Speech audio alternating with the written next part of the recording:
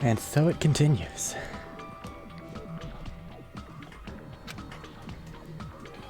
Hope it's never happened again. And now it's happening for the 4th time.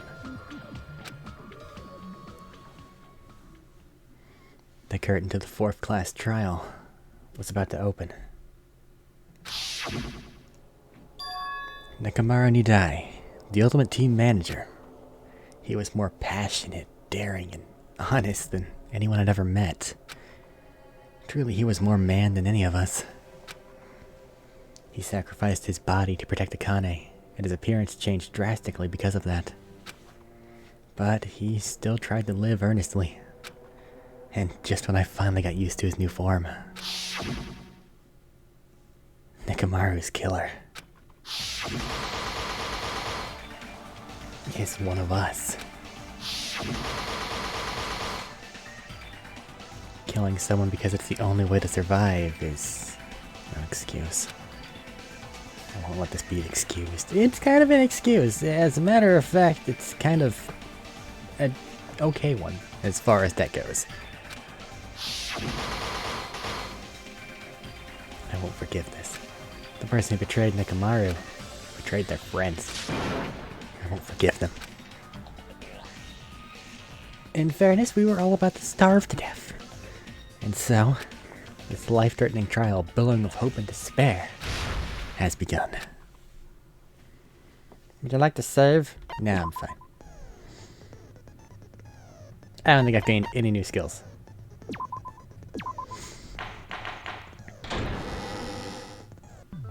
Now then, let's begin with a simple explanation of the class trial.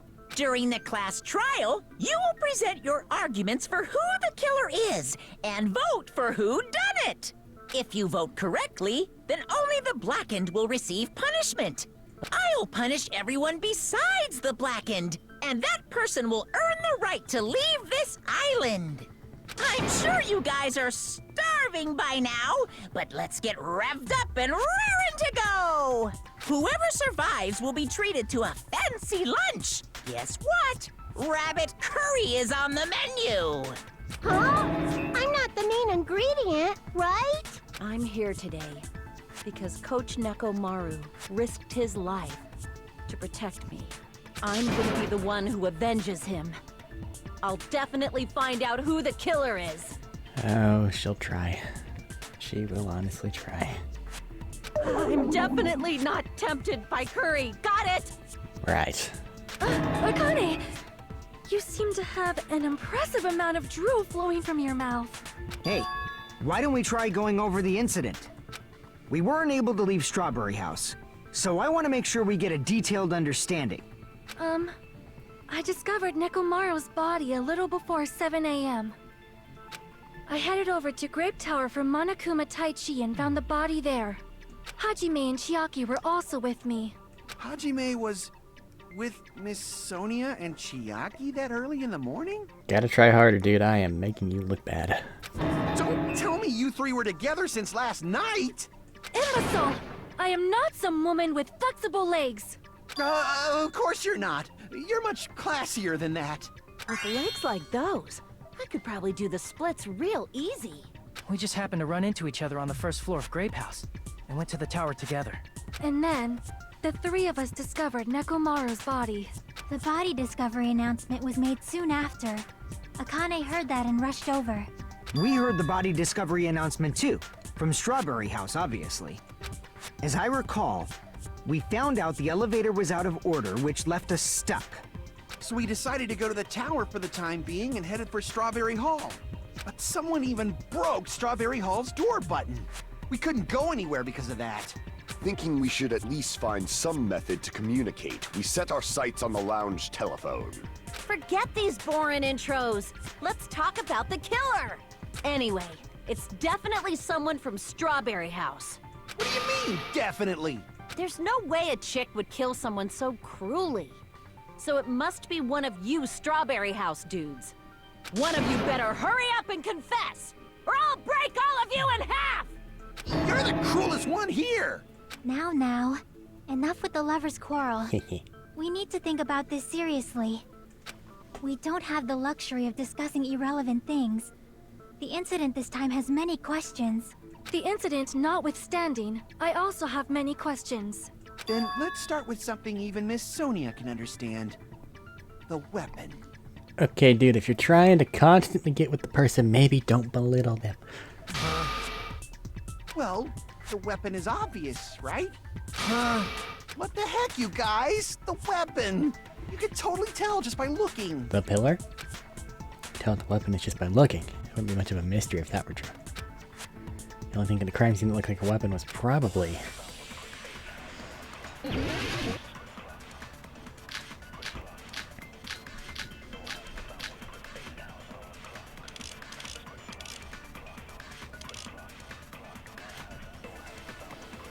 I guess we should figure out the weapon first. The weapon was right there at the scene of the crime! That pillar, huh? No, the hammer! What? The killer used that hammer and beat the crap out of him! Are you serious? If it was unexpected, I suppose that is possible. That's right! It was a surprise beating! The weapon is decided! Really? I guess Let's we just should call figure him on out it, the see what weapon happens. first. The weapon was right Zoom. there! That pillar, huh? No, the killer used and beat the crap out of him! No, Hey, that's wrong.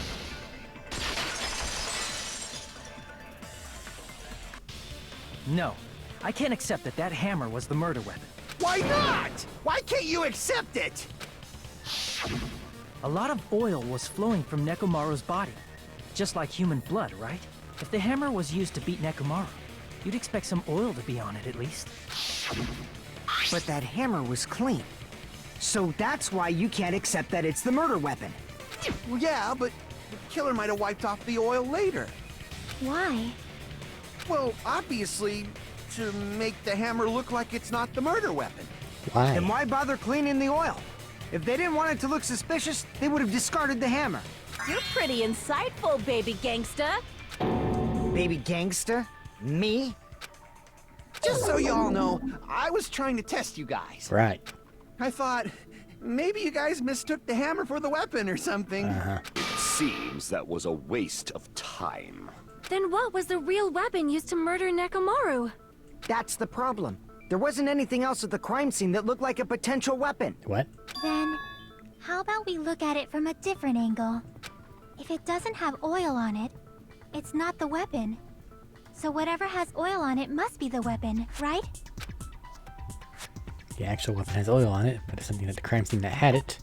The big pillar. I see. The only thing with oil on it is that broken pillar. Then that pillar is the weapon! Coach Nekomaru got clobbered with that pillar! Nobody could withstand a blow from that pillar. Even if you used 100% of your muscle strength, it would be impossible to wield it as a weapon. As a weapon, yes. As a trap, though, it has potential. Why? We tried to move it, right? Too heavy. Hang. It's no use. It's barely budging. Didn't I tell you? Yeah, that pillar was pretty freaking heavy. But there's one dude who could have lifted that pillar. Huh? Huh? Who are you talking about? Coach Nekomaru's robot body. With that dude's super strength, lifting a pillar would be real easy. Maybe? Don't really know how strong the robo form was. So, he lifted the pillar, and then what? Did he use it to beat himself? Well, there is that statue of Sakura, and if anyone knows how she went out. You mean Nekomaru killed himself? Don't be stupid! He ain't the type to commit suicide! Neither was she. Then even if Nekomaru could have lifted that pillar, it has nothing to do with the case at all. Well, I guess you're right. What the heck? But it does bother me a little. The word suicide. By the way, the fourth murder at the killing school life was apparently ruled a suicide. Huh? No, that shouldn't matter. There's no way Nekomaru would commit suicide. But that's a problem. If it's not the pillar, then there's no other weapon we can think of. There may be a way to use the pillar as a weapon without lifting it. Go on. Huh? For reals? Yes, for reals. I see. So my gut was right after all. All right, it's up to you, Sonia. Prove that pillar was the murder weapon. Understood. Then I shall give it my all. Sonia, here I go! Well, she manifested a pink aura, so let's see what happens.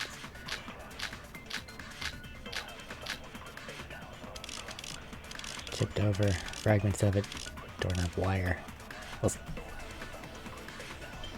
There's no need to lift that pillar. If the pillar was not lifted, beating him with it is beyond a dream. What about tipping the pillar over? They aimed right for his head and bullseye. Even I could probably tip it over. Considering the pillar's weight, it probably exerted a ton of force. Sonia, you go, girl! I'm getting hella excited! Tipped it over, huh? There's no need to lift that pillar. But let me think about If it. the pillar The was fragments not were lifted, located underneath him for some reason. beating him with it is beyond a dream. So something's weird here. What about so tipping what the pillar do I... over? Is it you? No, that's wrong!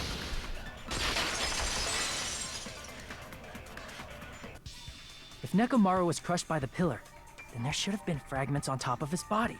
Huh? Fragments? The pillar fragments were scattered beneath Nekomaru's body, but there weren't any on top of his body. If the pillar had been tipped over and crushed him, the fragments should have been on top of his body instead. I briefly considered that too. But it's probably not what happened. I see. That was entirely my bad. Something happened with his robot head and the pillar. There's too much oil over there. I mean, I guess unless it was like wiped on it or something, but I don't know if they really had the means to clean it afterward. It's still weird. I'm trying to remember what all happened. We'll figure it out. If they didn't tip it over, then how did the killer murder Nekomaru with that pillar? How much longer are you gonna focus on the pillar? Just let it go already. There's no way I can let it go. I'm positive that Nekomaru was killed by that pillar. Why are you so certain about that? I just have a feeling. A feeling, huh? That's just your instincts. She doesn't have anything else. But we can't say for sure that that instinct is wrong, can we? Huh? There's another way to use that pillar to kill.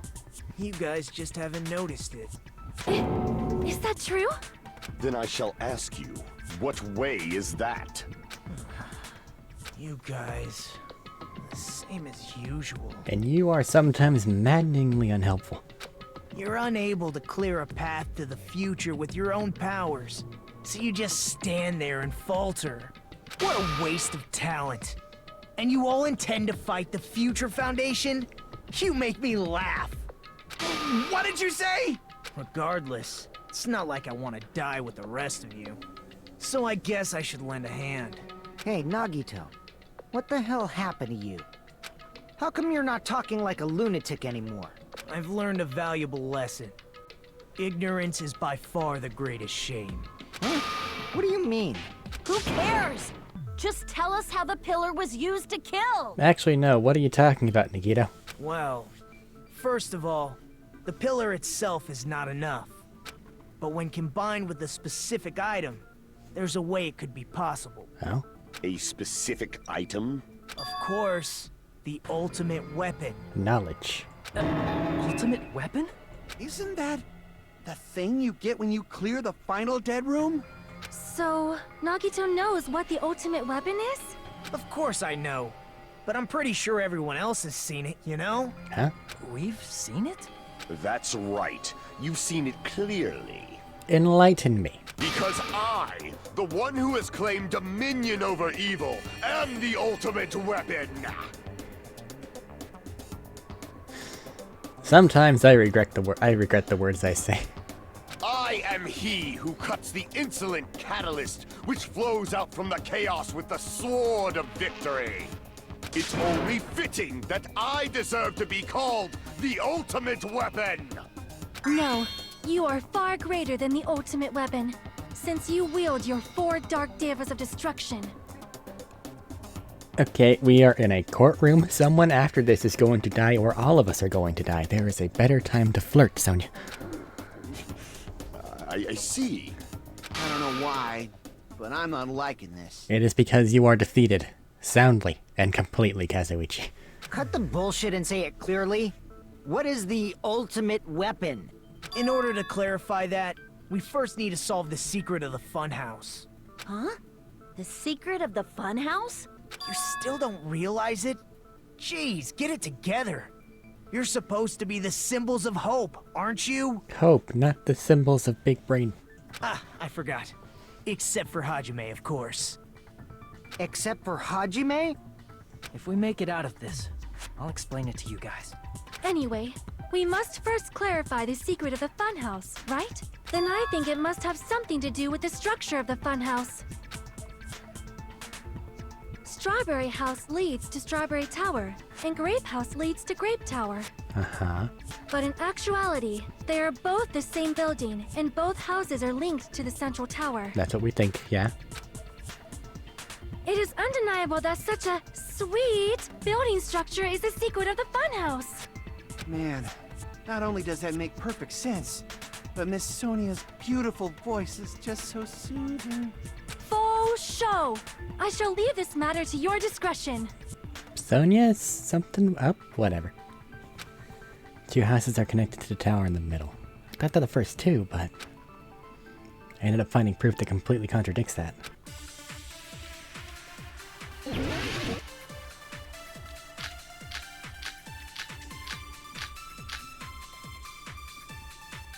Okay. What is it, though? In truth, Strawberry Tower and Grape Tower are actually the exact same place. So that's the secret of the funhouse. Is that really it? It's weird to say they're both the same place. I mean, the walls are different colors. And the designs on the floor are also different. We've already settled this problem. We kind of talked Give about it it 10 for like years 2 before seconds. you argue with Miss Sonia. The whole time we've been thinking the two towers are the same building, but if that was the only mystery, there's no way he would mention it here. In truth, Strawberry Tower and Grape Tower are actually the exact same place. Shot in the dark. No, that's wrong! Sometimes it works out. Both of those towers, are they really the same place? Why are you asking that now? Do you harbor a grudge because my kingdom destroyed your homeland? I'm sorry, what?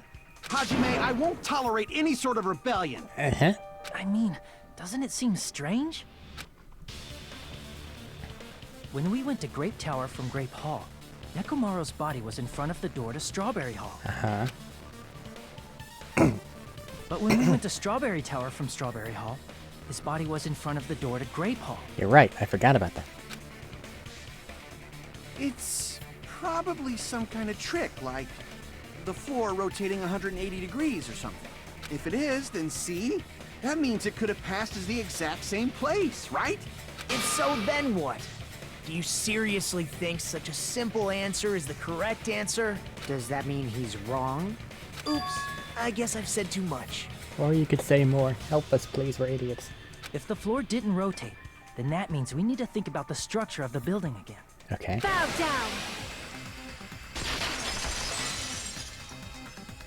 Then how about this? Somebody moved Nekomaru's body. While we were moving from Grape Tower to Strawberry Tower, No one's allowed to move while inside the, one room. but we should have all been together during that time. Even if they tried to move the body inside the tower. Then Monokuma did it. While we were moving, Monokuma quickly moved things around. But Nekomaru's body wasn't the only thing moved. Are you saying the broken pillar was moved too? If it is too heavy to carry, let them roll it. Just like if there is no bread, let them eat cake. Ah. Miss Antoinette, please. This didn't go well last time it happened. I don't know. There are many different ways. The body and the pillar So could have strong. been moved. The And Nekomaru could have been moved piece by piece. I decree it was Monokuma's doing. Moving the body and the pillar in such a short time. That might be hard even for Monokuma, don't you think? It seems you have forgotten. Monokuma is surprisingly strong. This is true. Wielding the power of the futuristic Robo-Bear. The pillar, the body, everything at the crime scene. He could have moved it all, easy as pie. Not the oil pool. Where is it? Hey, I need to find the It seems you have thingy. forgotten. Monokuma is surprisingly strong. Wielding the power, the pillar, the body, everything at the crime scene. Chop. Allow me to cut through those words! Moving the body and pillar is possible, but it would have been impossible to move the oil on the floor. Huh? When the position of Nekomaru's body and the pillar changed, the oil surrounding his body moved too. Physically moving all of the oil like that is simply not possible, no matter how you look at it. Then it's impossible to think it was moved. I am terribly sorry. I cannot believe I got so fired up. It's all right. A fired up Miss Sonia is awesome to watch. Dude. So what really happened? Does that mean the two towers aren't the same building? We can't be certain of that either. Not when the experiment involving the handbook I left on the tower floor was a complete success. Yeah, the e-handbook was still there. That's why we thought the two towers were the same building. If they're not the same building or two different buildings, then what are they?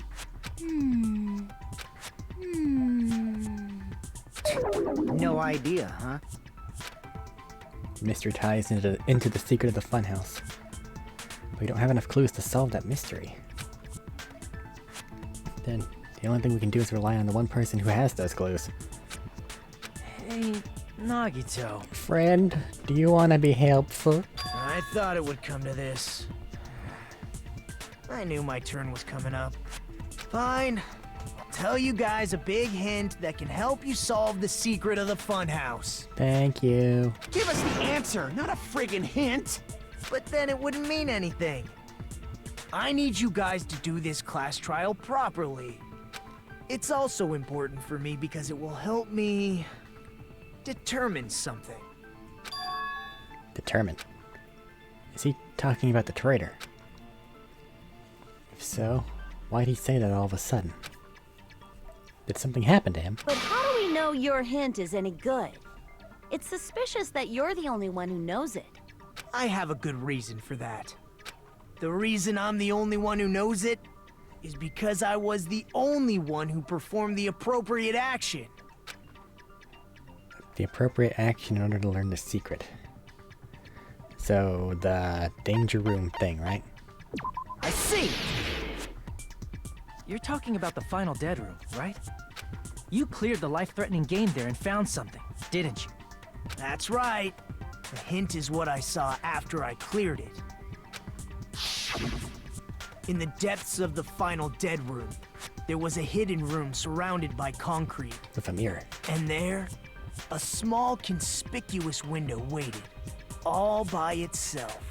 From that window, I saw some very strange scenery. Strange scenery? Instead of explaining it, it might be faster just to show you. Are you a talented artist? At an opportune time, I found a perfect camera in the final dead room. I see. You took a picture? Yep. Genius. Nagito grinned creepily as he retrieved a small digital camera from his inner pocket. See? This is it. It normally doesn't describe things like that, so that's fun. As he said that, he showed us a peculiar picture. Let me explain it to you again. I took this picture on the first floor of Strawberry House, from the secret room within the final dead room. But don't you think it's weird? If the funhouse's structure is what you guys have been thinking, then there's lots of things that don't make sense in this picture, right? Lots of things that shouldn't make sense in this picture. Then let's begin. Shall I call it thinking time? I don't like this. What doesn't make sense here?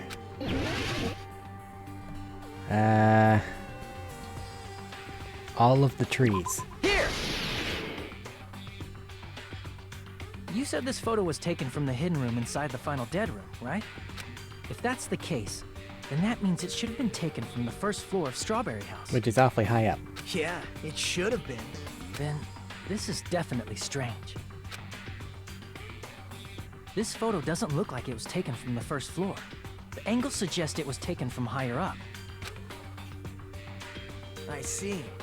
And is that it? Gita said there's lots of things that don't make sense here, which means there are other contradictions contained in it. Well, if the ground doesn't make sense, maybe the sky doesn't make sense. Here! If the structure of the funhouse is what we thought it was,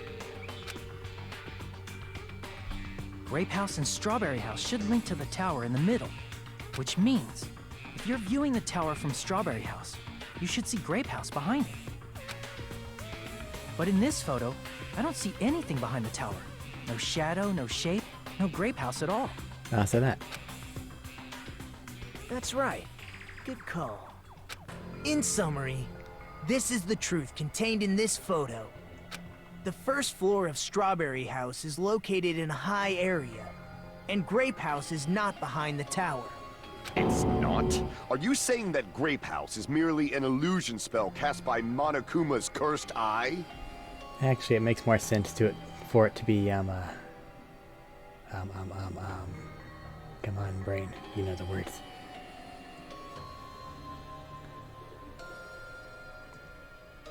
Grape House is below Strawberry House. That's the word.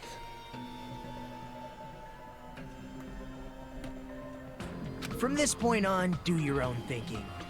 Now that you've finally met the same requirements as me, if you guys are truly symbols of hope, you can easily solve a simple mystery like this.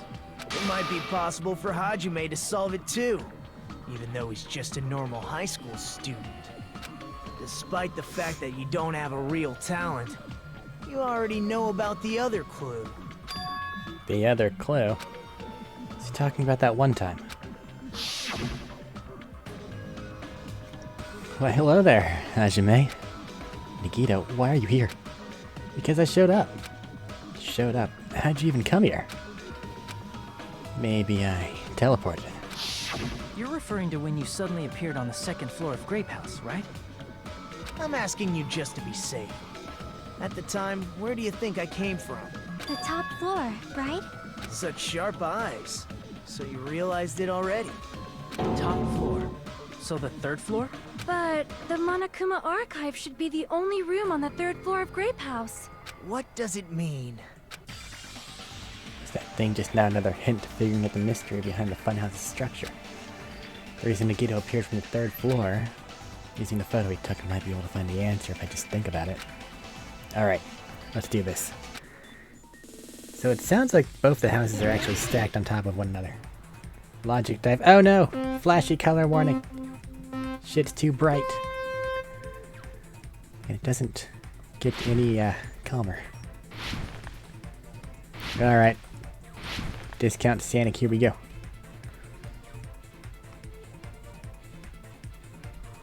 Okay, now things are randomly appearing in front of me.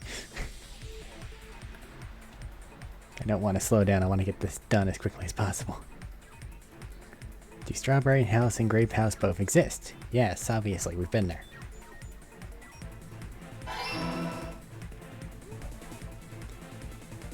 Okay, what's your next question?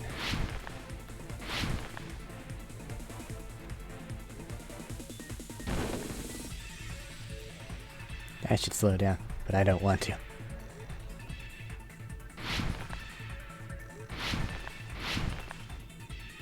Question 2, are they the same building or different buildings? The same one on top of one another? That's what I'm going with, is it right? Cool.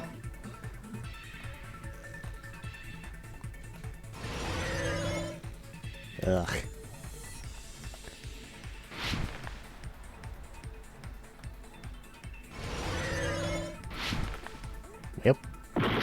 went too fast. Skipped the entire landing. Hey. Jump faster.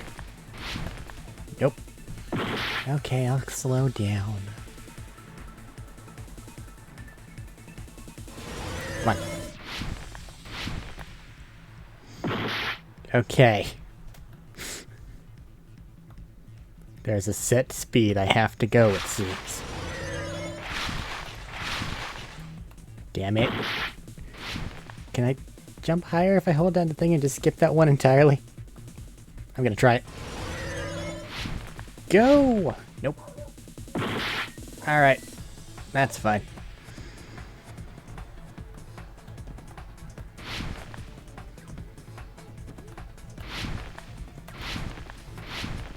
Okay.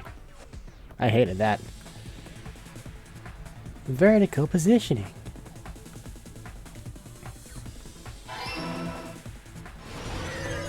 Let this end act. It's all coming together.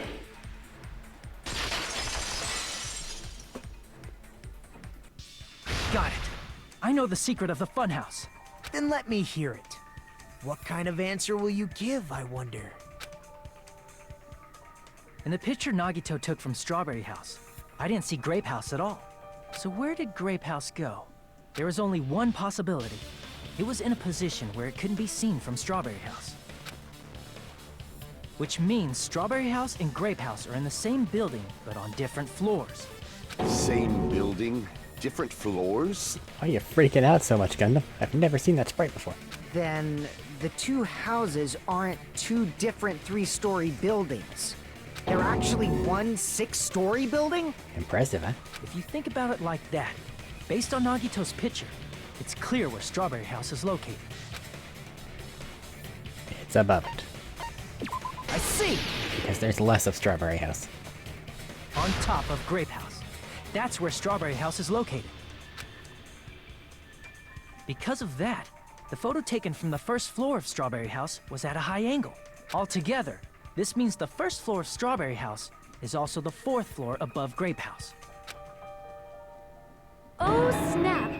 I never expected that the two houses were connected vertically. Sonia, did you find some book or something to pick up some new vernacular? Something? You're talking weird. But what about the shape of the building? The two houses were completely different shapes. Strawberry House is 4-sided, and Grape House is 6-sided, right? It never occurred to us that they were the same building because it was structured with two different shapes. A quadrilateral and a hexagon, overlaid atop each other to misdirect how we would perceive them. And it worked, didn't it? Disregarding the tower, we fully believed the two houses were two separate, distinct buildings. In order to conceal the unique design of the funhouse, Monokuma put us to sleep so we couldn't look at the outside of the building when he brought us to it. You've just been Kuma'd! Don't you think a building full of so many surprises totally deserves to be called a fun house? Shut up, Bear. We have a trial to do. Then it's true? The building was really like that? Usami, you should know everything on the island. That's right! Those two houses exist on different floors in the same building! Constructing a building like that on your own without my knowledge? How horrible! Alright, fair. I guess that's your explanation for it. Fair enough. Then what about the towers? Are they arranged vertically just like the houses? Yeah, Strawberry Tower and Grape Tower should have also been different floors inside the same building. Just like Strawberry House was on top of Grape House, Strawberry Tower was also on top of Grape Tower. However, if they're different floors within the same building, why was Nekomaru's body in both places? Because the floor of the tower moves up and down, with the red herring door on the other side just to be there to lie to you. Aw, your precious hammies don't know? But it's so simple. Alrighty then. I'll be the one who solves this mystery in a flash. Oh, I see. Do whatever you like. I don't think he's gonna actually give us the right answer, if that was what that response means, Sonia. I'll definitely make her watch me. I'm gonna stand out till she notices me. I think she's noticed you, just not how you wanted her to.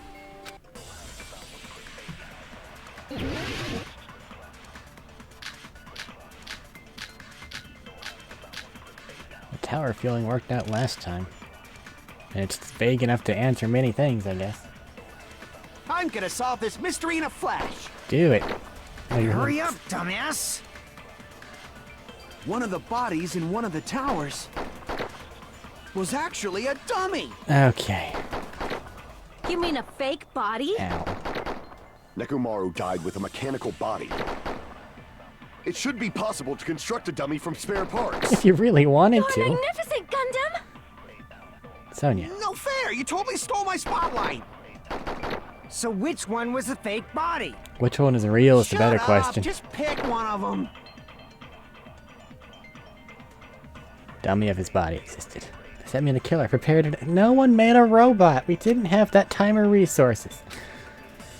I'm gonna solve this mystery in a flash. I'm just gonna hit this thing with this Hurry button and up, see what the hell dumbass. happens. One of the bodies in one Yeah, was yeah, yeah, actually yeah. a dummy. Shut up. No, that's wrong. Just don't talk.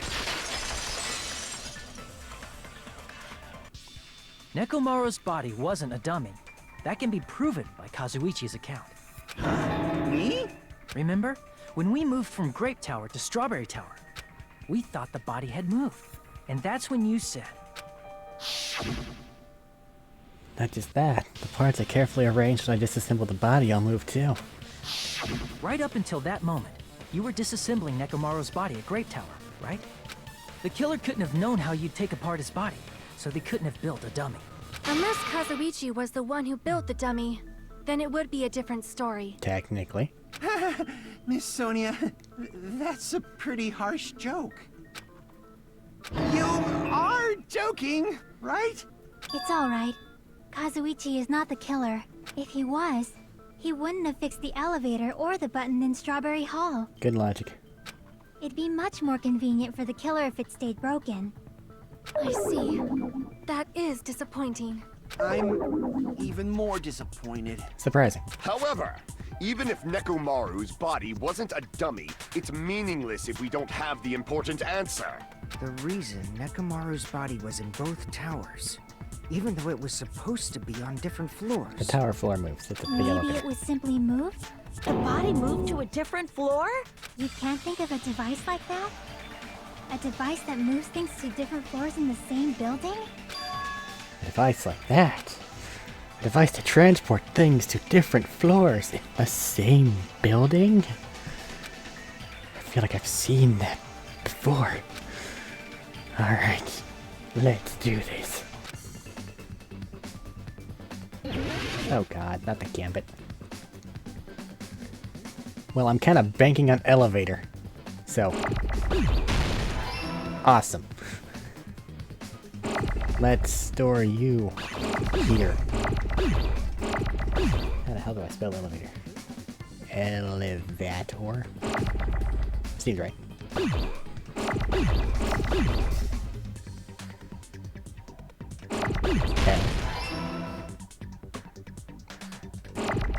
Ella? No. L-A. That. Or.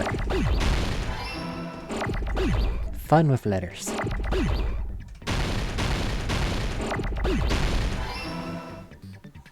I got it! That was the first one that didn't kick my ass. You must be talking about an elevator. What? Are you saying Nekomaru's body was transported using an elevator? Where the hell is this elevator anyway? It's the entire tower, that's why no one can be inside whenever you move it. It's the tower itself. The inside of the tower is one big elevator.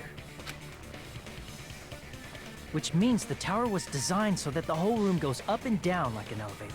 So whether you enter from Strawberry Hall or Grape Hall, it all leads to the same room, right? So that's why we could only enter it from one side or the other. Now that you mention it, sometimes when I pressed the door button, it took a while for it to open. I see. We were basically waiting for the room to arrive, just like an elevator. More of a cargo lift. Please hold on. If the inside of the whole tower ascends and descends like an elevator, then why is there a picture of a strawberry on the far back door when you enter from Grape Tower? And a picture of a grape on the far back door when you enter from Strawberry Tower. A big red herring. Probably just part of the floor. If the room just moves up and down like an elevator, there's no reason for the doors to change. Plus, after the incident, the far back door in Grape Tower had chains wrapped around it, right? But when we entered Strawberry Tower, those chains were gone. Not just that, but if I remember correctly, even the doorknob was broken off. There are too many strange things. Was that tower really an elevator? When you see people and things, make sure you focus on the good parts instead of the bad. What did you say? Our life lesson, try to look for the good in people, I guess. Just randomly, here, of all places. So, let's put aside what's changed and focus our attention on what hasn't. Why do we have to do that? It's fine. Come on. What does everything that hasn't changed have in common? The things that didn't change when we moved between the two towers. That includes the body, the pillar, the oil. We've been talking about that stuff for a while now. There shouldn't be anything strange about them. Not even the fact they all moved with the elevator. The one thing these all have in common is they were all on the floor. I see! Is it safe to say that all the items on the floor didn't change? And? And? Why did the picture on the far back door change? If you can figure that out, you'll have the answer. Only the floor moves. The reason is because that elevator has something unique about it. Something unique about it. Only the floor moves. I see! So that's it. The elevator was designed so only the floor moved. Only the floor moved? Which means the whole room wasn't an elevator, only the floor was. That's why we saw different doors in each tower. Which means on the first floor of Grape Tower, the door on the far back wall had a strawberry design. And on the fourth floor, which was Strawberry Tower, a different door on the far back wall had a grape design. Then, where do the different floors lead? I want to say they lead outside, but they're probably just for show. Just for show? Why was something like that necessary? To make a big red herring and have us think that the thing was different. So we'd falsely believe that the doors were connected to where their picture signified. It was actually very effective. Because of that, we totally misunderstood the building's structure. I don't get it. But I guess it means whoever designed this building had a totally twisted personality. They wanted to make something very tall. Did you hear that, mon ami? Don't blame this on me. Take responsibility for yourself. Then I'll take responsibility and gently caress you. Why? Usame! Like, there's no way that's gonna happen. Stop with the tasteless jokes. By the way, what does the chain on the far back door in Grape Tower mean? It was probably wrapped there by the killer to keep us as far from Strawberry Tower as possible. Why? Because of that chain. You guys thought you couldn't enter there, right? Like you said, I could probably use these parts to repair the button, but... Seriously, hold on. Even if you do repair the button, what's gonna happen to the chain on the other side of the door? Chain? The door that leads to Strawberry Hall has a chain wrapped around the doorknob. Even if you fix the button on the Strawberry Hall side, the door won't open as long as that chain is there. You don't need to worry about that at all. Huh? The killer destroyed the Strawberry Hall button, so we'd stay away from Strawberry Tower. Everything was done to tamper with the evidence, so we wouldn't find out about the secret of the funhouse. The appearance of a body in the tower would contradict what we thought we knew about the building. In that situation, if we'd gone to Strawberry Tower, we'd have seen that contradiction firsthand. And using that as a clue, we might have discovered the truth. The truth that the two houses and the two towers are actually one complete vertical building. The killer wanted to keep us from learning that. That's why they made us stay away from Strawberry Tower. They destroyed the button and wrapped a chain around the door just for that? Would it really have inconvenienced the killer if we learned the true structure of the building? It would have been a major inconvenience. Why?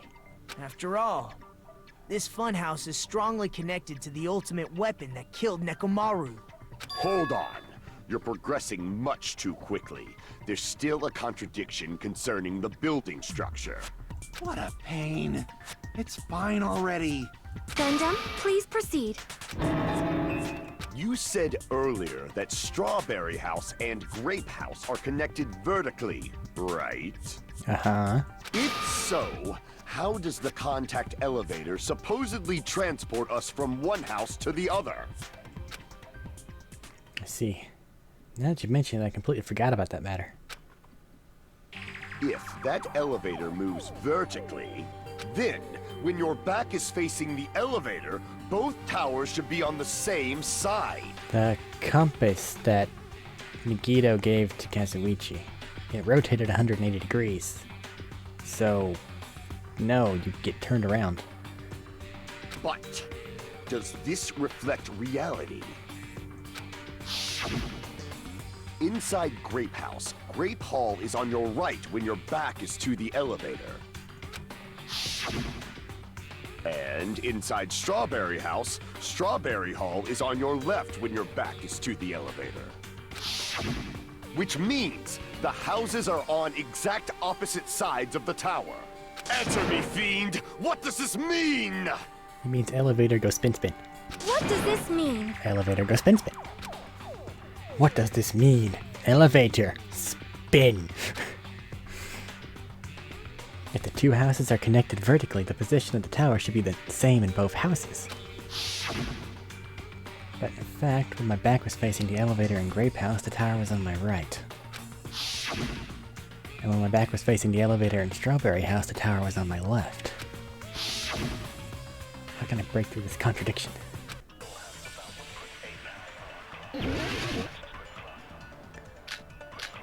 I like knowing the answer sometimes.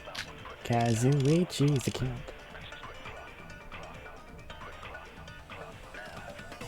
If the two houses are connected vertically, The elevator should move. vertically, not horizontally. However, at both houses, if the contact elevator is behind you, the towers are in opposite directions. Which means your reasoning It's clearly contradictory.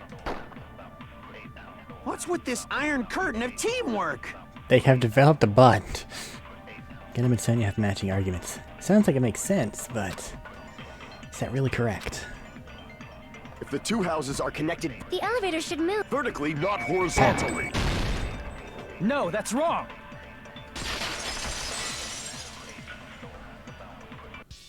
The elevator wasn't just moving vertically. Isn't that right, Kazuichi? Huh? Me? Yes, you. Come on. You used the elevator while you were holding that compass Nagito gave you, right? Ah, that. Yeah, it was pretty strange. From start to finish, somehow the compass needle rotated 180 degrees. Rotated 180 degrees? Meaning, as the elevator moved between the two houses, it also rotated 180 degrees. It was probably following the building's perimeter as it rotated to the other side. This animation was so much more expensive than all the other animations.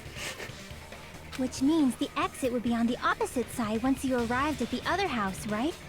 And thanks to that, the tower we saw on our right side when we arrived at Grape House appeared on our left side when we were at Strawberry House. An elevator that rotates while it moves.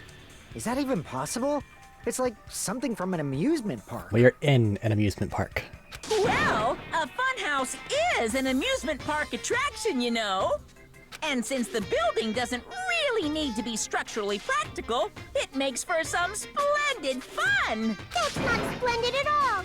You're inhuman. He's a bear. You say I'm inhuman, but I'm just a bear! So I was never human to begin with! I'm different from these lowly humans! So we're done with the secret of the funhouse, right? Then let's start talking about the important stuff. What's the ultimate weapon that killed Nekomaru? And how'd they combine it with the pillar? Huh? You still don't know what the ultimate weapon is yet? It's what I found at the Octagon, you know. What is the Octagon? I haven't heard about that yet. Oh my... I can't believe I have to explain that now. As long as you know what an Octagon means, you can solve this simple mystery easily. Has 8 sides. Has 8 I sides. see! If I recall, an octagon is a shape with 8 sides, right? I didn't expect you to know that. For a substitute reserve course student, you're quite knowledgeable. Hey, don't try to hurt me. I'm stupid sometimes, okay? I guess I should continue listening. Where is the place befitting of the name Octagon? Place befitting the name Octagon. It's probably literally all of this building here. Here! You're talking about the secret room surrounded by concrete in the depths of the final dead room. Why is that place the Octagon? You know how the 4-sided strawberry house is on top of the 6-sided grape house? If you cut a 4-sided shape out of a 6-sided one, you get 8 edges. It becomes an 8-sided shape. This animation style is so much more expensive than the 2D. That's basically the gist of it. The true identity of the Octagon is that secret room in the depths of the final dead room. In actuality, that place contained various weapons. Then the ultimate weapon was there too? That's a little different. I learned the true identity of the ultimate weapon at the Octagon. Learned? What? The true identity of the ultimate weapon is the funhouse. I'm sorry. Which means the killer used the building structure as their weapon and killed Nekomaru. Huh? Like me, the killer probably realized the secret of the funhouse from the scenery, and then thought of a way to kill making use of the building structure. The funhouse itself is the weapon, so they killed using the building structure? That's why the killer tried to keep us from learning the mystery of the building. But more importantly, using the building itself as a weapon? Such a spectacular crime. I'm confused upside down, Nikito. Can you tell me what the secret is? It truly deserves to be called the ultimate weapon. The funhouse is the true identity of the ultimate weapon. What does this mean? How did the killer use that to murder Nekomaru? And who is the killer that did that?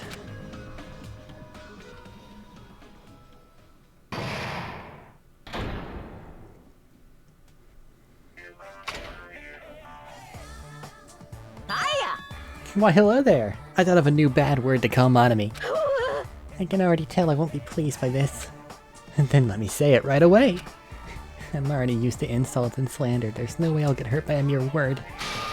Monami is a serious Stufatli.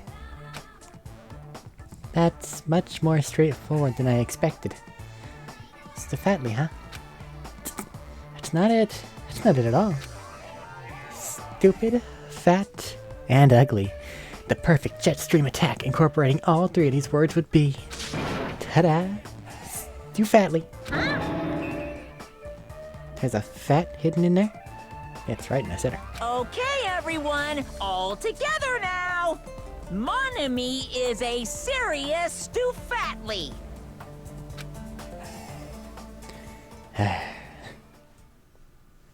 Sure.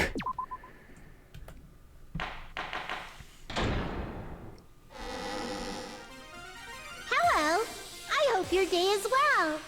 I'm trying to force myself to be more energetic, or else my mental state won't be able to keep up. Ugh, No. My heart's thumping like crazy. I might as well have a laid-back, so what attitude and go ahead with high energy. Yeehaw! But be careful that your batteries don't run out for various reasons. And just like I say each time, don't forget to save frequently. I save too frequently, actually. I end up saving over things that I need. I need to layer my saves.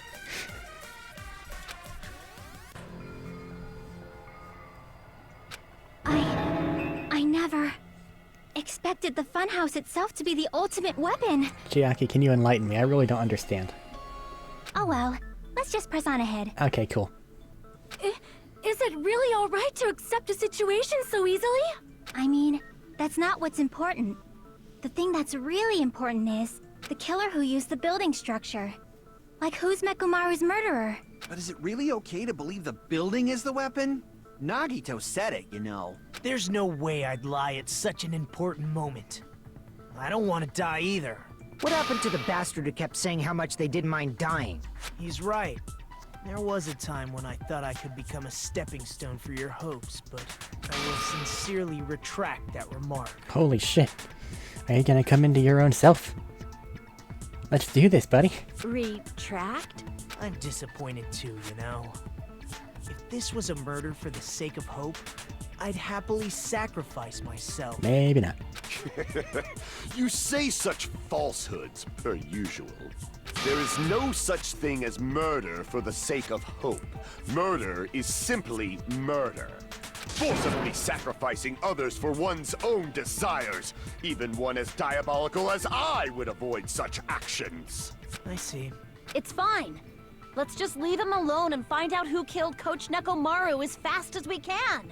Just so you know, it's not like I'm getting hungry or anything, you know. Not worried about it. Akane! You were drooling waterfalls?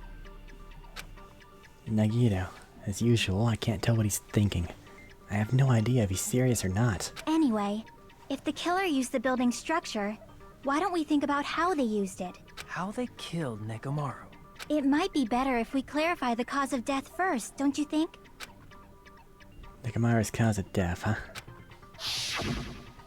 He was horribly damaged, as if he was beaten senseless with a blunt object. But if he was beaten with a blunt object, it wouldn't be a kill that utilized the building structure. So, what was this cause of death that also utilized the building structure? Yeah, I mean, I guess gravity can decide a lot of things. We can't beat him with the pillar. The elevator didn't crush him. I see! That's it. I think he might have died from falling. It's a pretty serious fall. Died from falling? If the funhouse's secret is that it's a structure where both towers and houses are vertically connected. Wait. On what building was the doorknob broken off of? Because he was tied up with wire. And he hit the... And the pillar is what hit him at the end, right? So, if it was gravity that decided this, then I guess someone in Strawberry House put him there whenever he was on his sleep mode, because they could, you know, put him in his sleep mode. Tied him to the doorknob. And then ran over, hit the button, made the elevator go down. The doorknob might not break instantly, and by the time it's somewhere, and by the time it would, he might be high enough that the fall would propel him onto the top of the pillar, thereby knocking down the pillar too. That's significantly more difficult than just setting up a system to knock over the pillar on someone's head, but I guess if that's what happened. Maybe I'm wrong. We'll see. Then the killer made use of its height and caused Nekomaru to die from falling. Are you saying they pushed him off? Where'd they push him off from? That I don't know yet. Don't just make things up when you don't know the method. Where in that building would you even be able to push someone off in the first place? It might be possible in the tower. You could push him off the 4th floor when the elevator is on the 1st floor. Did you forget how the elevator functions? When it's on the 1st floor, the door on the 4th floor won't open. Saying he died from falling is truly incorrect. You should burn in the flames of hell. But my gut is going crazy right now. Nekomaru died from falling. Where did the killer shove Nekomaru from? If I'm going to reach the truth behind this incident, I need to solve that mystery next. Tied to the doorknob is what I'm going with. Where's the argument that works with that? He has a sleepy time button. Broken doorknob. It's right there. It knows what I'm about. When the elevator is on the 1st floor, you can't go through the door on the 4th floor. It'd be impossible to shove off the victim from up there. Then, how about this? After locking Nekomaru inside the elevator, they moved the elevator from the 4th floor to the 1st floor and made use of the drop. Yeah. Hold on. Did you forget the elevator has a sensor? Yeah. He doesn't move. As long as there's a moving object inside, the other door won't open. 99 Which means the button, elevator wouldn't have moved movie either. object. Yeah, that's it. That must be the threshold of that elevator. Yeah. I gotcha. When the elevator is on, you can't go through the door. It'd be impossible. Then, after locking they moved the and made use of the. Hold on. Did you? As long as there's a moving object inside, the other door won't open. Shoot it. Why didn't Which it hit means it? the elevator. That must be the threshold of that elevator. Okay, that was weird. Let's try this again. When the elevator is on, you can't go through the door. It'd be impossible. Then, after locking they moved the and made use of the. Hold on. Did you? As long as there's a moving object inside. There we go. No, that's wrong.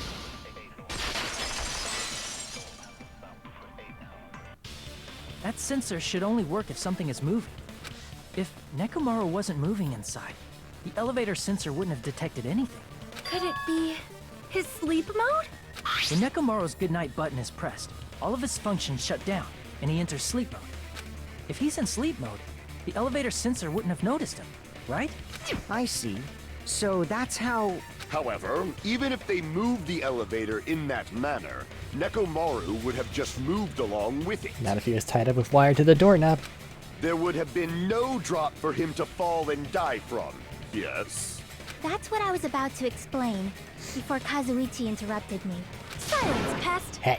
Now you're calling me a pest? Him, yes. A way to create the drop inside the elevator while Nekomaru is still inside it. Jackie seems to have an idea, but what way could that be?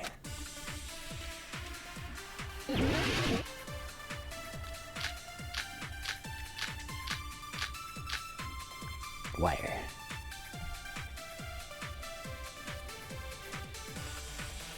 If you arrange it a certain way, you can cause the drop within the elevator. So you're telling us all to think about the arrangement, right? That arrangement is... The hammer is suspicious. What? Isn't it about time we went over the pillar again? Okay, you stop it. What about the oil on the floor? That's a passive thing. The doorknob on the floor seems suspicious. That's it, right there.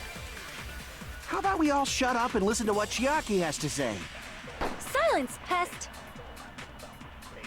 Don't be so cold. What if I start to enjoy it? Okay. Nekomaru's inside, blah blah blah blah.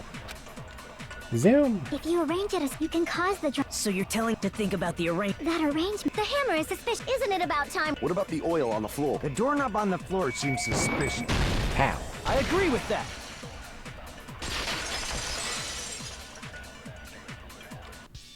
Didn't the doorknob have scrape marks on it? That might have been where it got scraped by the wire. Is that the same wire that was tied around Nekomaru?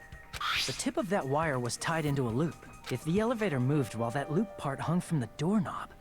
If they did something like that, he would have been suspended in midair. That's right. He was suspended in midair. Huh? This was a very complicated kill. The killer tied up Mekamaru with the wire while he was in sleep mode. Tied the tip of the wire into a knot and hung it on the doorknob to the 4th floor. With that, they moved the elevator from the 4th floor to the 1st floor of Grape Tower. And suspended Mekamaru in midair. That's right! He was so well hung! Kinda like... Go on. Say it. You better not finish that sentence. The killer took advantage of the elevator's unique feature. Only the floor moves. By doing that, they created a drop so Nekomaru could fall to his death. Too easy. What do you have to say? So what if they created a drop? There's no way you can make him fall and die with just that. Okay. Mekamaru, very heavy. Heavy.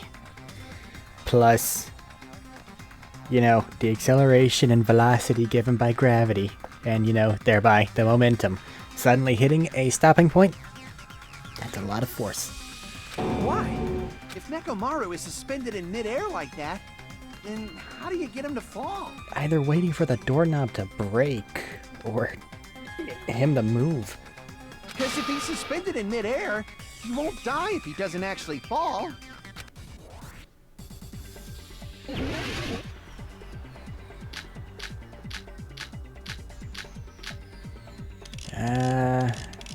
Broken doorknob still? I don't know. Even if they suspended Nekomaru, how would they make him fall? There's no one in the tower to push him up. There's no way they could do that. It doesn't mean someone had to push him off. It's possible that he fell on his own. What? Nekomaru fell on his own? Nekomaru should have still been in sleep mode, right?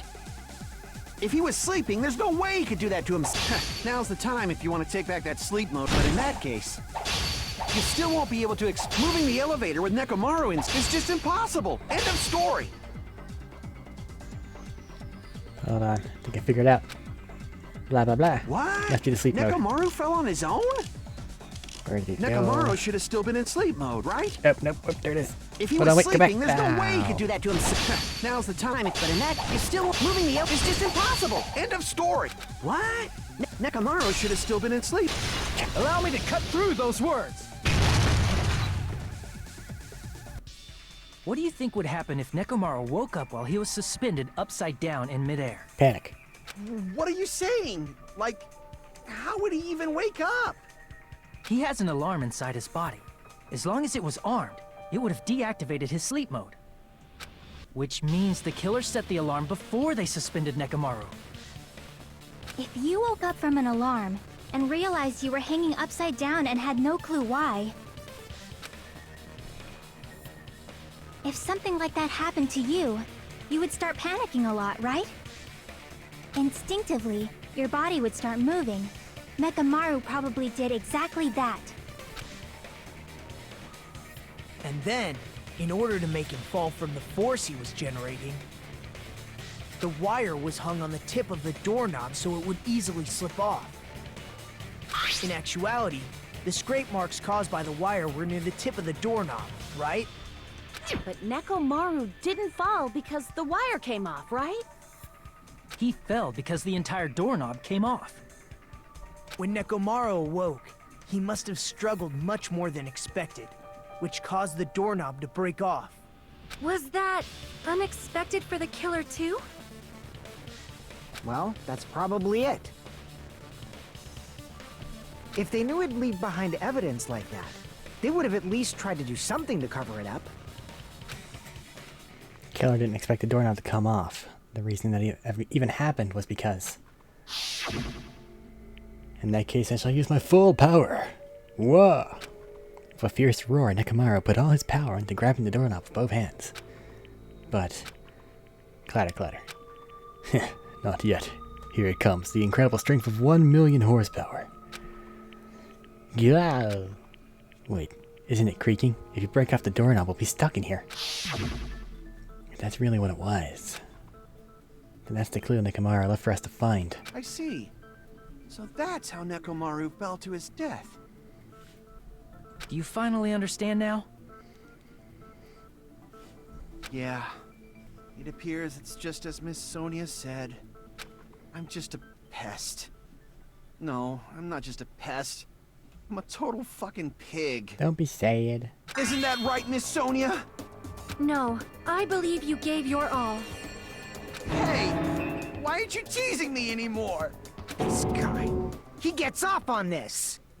Yeah, we all knew it. But now you've made it obvious to everyone. So thanks to that alarm, Nekomaru ended up falling while he was still hanging upside down. That doesn't mean he just crashed straight into the floor. Of course, you know that too, right? He hit the pillar. Doesn't mean he crashed straight into the floor. The moment Nekomaru fell to the floor, the only thing I can think of that happened to him was... kabonk. I see! When Nekomaru fell to the floor, he ended up colliding with the pillar. Isn't that it? Finally, the pillar! So that's how the pillar shattered, and why oil was spilled all over the place. See, I told you the pillar was the weapon.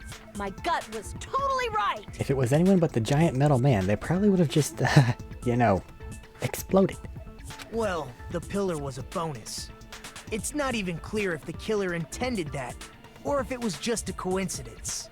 At this point, it is quite difficult to find a clue that will lead to the killer. Then what about the alarm? I'm positive the alarm was set for 7:30 a.m. And if we map it out from there... Hold on, baby gangsta. Stop calling me baby gangsta! What'd you just say? Did you say the alarm was set for 7:30 a.m.? That's what the clock said. You didn't check it yourself? Nekomaru's alarm was set for 7:30 a.m. Nah, that's impossible. Why? Because even though I slept in a little, I still got to the tower at 7 in the morning. Now that you mention it, so did I. There was no way I could be late for Monokuma Tai Chi, so I left for Grape Tower before 7 a.m. And if we found Nekomaru's body there, it would have been before the 7:30 a.m. alarm went off.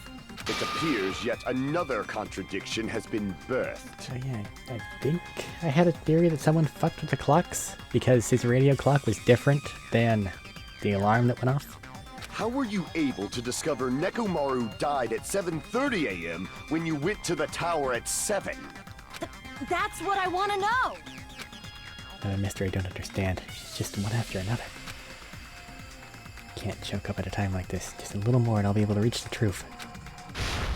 There should definitely be a clue to breaking through the contradiction.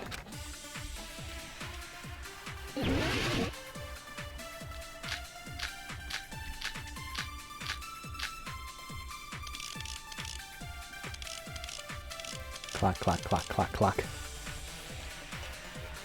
We headed for Grape Tower before 7 a.m., I am certain. But the alarm inside Nekomaru's chest was set for 7:30 a.m. Nekomaru died because of that alarm, right? His time of death and the time the body was discovered. One of those must be an illusion. The killer probably did some tampering. They probably messed with the clock inside Nekomaru's chest. That might be it. Gotta be it! Yeah, it's the one clock they couldn't mess with. So, back to Akane. We headed for Grape before 7 a.m. But the alarm inside was set for 7... Nekomaru died. His time of death and one of those must... The killer they probably messed with the clock. No, that's wrong! There we go. Come on. It's going well. No, the clock inside his chest was a radio clock, so it would have been impossible to mess with. So you're saying there's no way the killer could have tampered with the clock? Maybe the clock Miss Sonia saw was the one that got tampered with. The clock inside Grape House? Yep. No. I checked all the clocks inside the fun house. They were very thorough. Oh, that's what I asked you to do. So you really listened to me and checked all the clocks. And because of that, I can confidently declare that all the clocks had the same time displayed. If there's no possibility that the time was tampered with, then we must doubt that human's testimony. Please believe me, we are not lying. Then maybe it's a misunderstanding? I never misunderstand. I'll crush you into dog food. Time-related contradiction. I don't think I should doubt the testimonies. I should doubt the clock. There's no mistake that something was done, but... what was it? Perhaps he's overlooked something. Maybe we're misunderstanding something. Think. If I focus and think, I should be able to find the answer to that mystery. Logic dive. Oh, not this again. Flashy lights. Ugh. Alright. Let's end this as quickly as possible. I don't like this.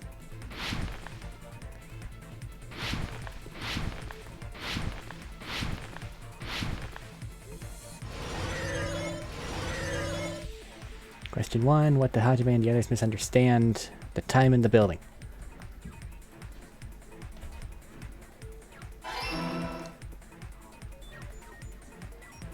So if we're going off of that, then all the building's clocks got fiddle-fucked with. Do I really have to? Okay.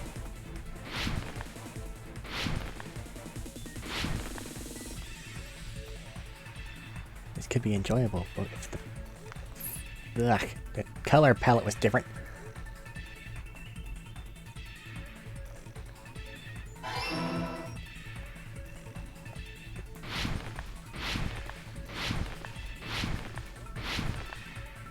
Right.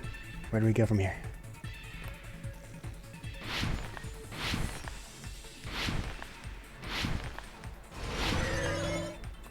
Question 3. Which house had the wrong time? Both.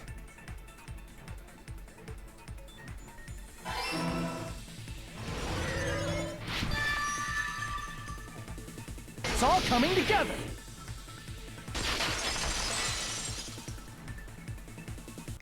You said you checked all the clocks inside the building. Isn't that right, Fuyuhiko? Yeah, none of the clocks had the wrong time. But what if all those clocks have been messed with? What? All the clocks? So even if you checked all the clocks inside the building, there's no way you'd have noticed it. I see. So the killer messed with the time inside the whole building by changing all the clocks. So that's what it was. There's no way I would have noticed that. This is truly fantastic! You're changing your tune. What's wrong? Now's not the time to be pleased. More importantly, how much was the time off? She's right. That is the main problem. We need to clarify how much the time was off after the killer messed with the clocks. Definitely the next mystery. Gonna reach the truth in one go.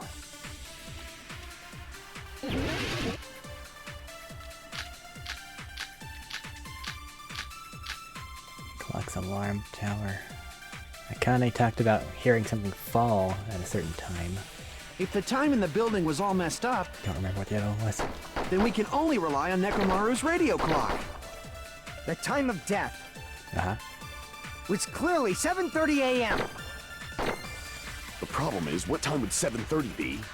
In our time. Are there any clues that can be used to narrow that down? If only I heard the sound when he fell. It would have been a great clue. Actually, that's Akane's account, Or right? his scream. Yeah, He's not the type to let out a scream. because it went bonk and then there were big Only earthquakey Nekomaru's alarm things. was loud enough. And she woke up, that's right. We would have heard it too. There's no point in saying that. If does not exist in this world. Circle back to Akane. Or not Akane, If the time in Sonya. the build, then we can only rely. The time of death was clearly 7. The problem is, in our time. Are there any clues that If only I heard the sound when he fell. I agree with that. Alright. Working well. That's right. We should have heard the sound he made when he fell. Wasn't it that rumbling noise? Rumbling? I thought it was just an earthquake, so I went back to sleep. Was that the sound from when Nekomaru fell? Well, a huge body fell from the 4th floor to the 1st, and the pillar fell with it. It's obvious we'd hear the impact sound. We heard that noise too. It was when we were gathered at the Strawberry House Lounge. What is it, Sonia? Oh, well. That sound everyone heard? I did not hear it at all. You were also in one of the fancy rooms. I think that those ones are soundproofed, and the bad ones that Akane and I were in are not. That's also why Fuyuhiko heard something, I think. You probably didn't hear it because you were sleeping. No. That's why Nagito didn't hear the alarms going off whenever he was talking about his thing from earlier. I could not sleep at all. I was awake the whole night with hunger pains. There's nothing to worry about. What's important is that rumbling noise anyway. If we use that rumbling sound as a reference, we might be able to figure out how much our time was off. I heard that sound probably around 5:30 in the morning. Okay, so we're off by 2 hours. Huh? You can tell? I instantly woke up and left my room. And that's when I saw the clock in the lounge. Excellent work, Akane! That rumbling sound we heard was at 5:30. It's like the answer to how much time was off was literally right in front of me. I see! Nekomaru's alarm went off at 7:30. And if we heard the sound of his impact at 5:30... That also explains Monokuma's comment of everyone missed Tai Chi. that means our time was off by 2 hours. 2 hours? That much? We were starving pretty badly. There's no way we would have noticed. Plus, the funhouse has no windows. And there weren't any Monokuma announcements either. However, for what reason did the killer alter our perception of time? The reason is obvious. So they could lure out just Nekomaru. Lure out only Nekomaru.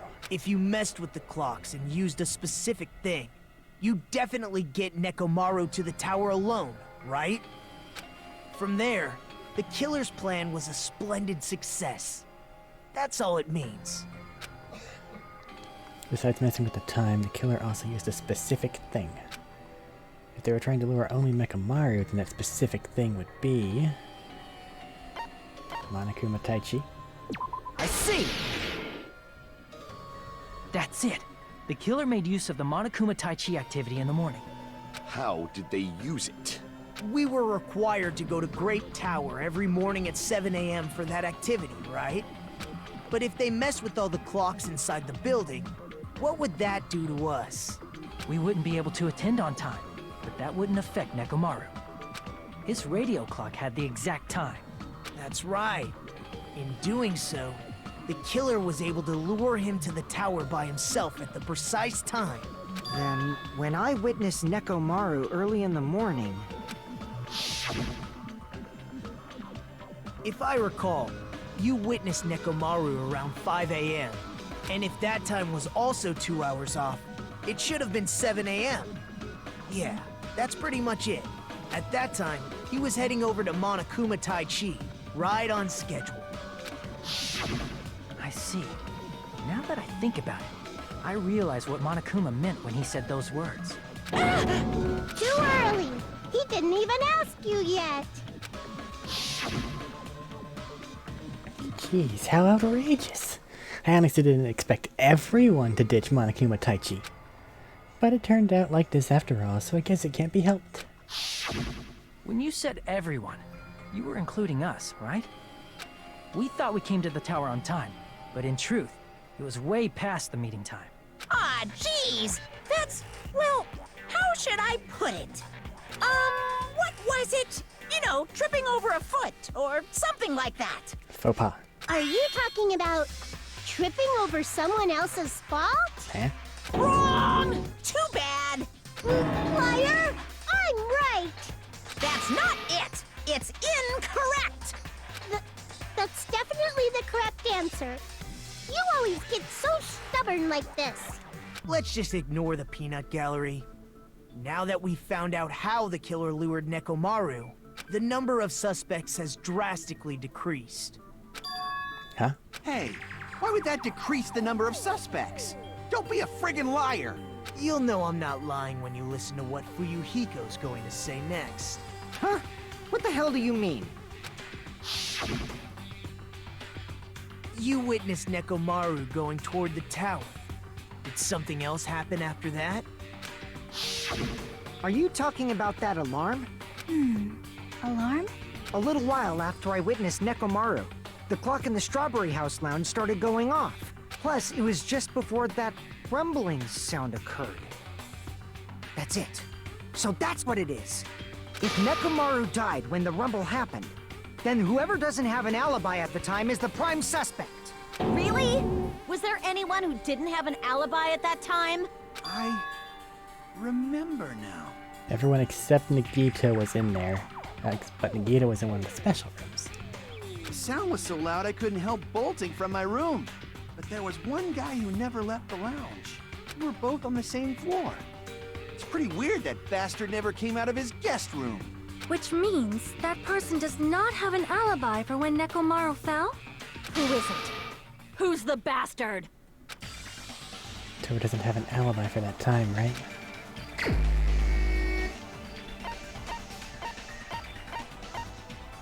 He was asleep, so was Sonia, but only on Strawberry House, so the only one that didn't come was him.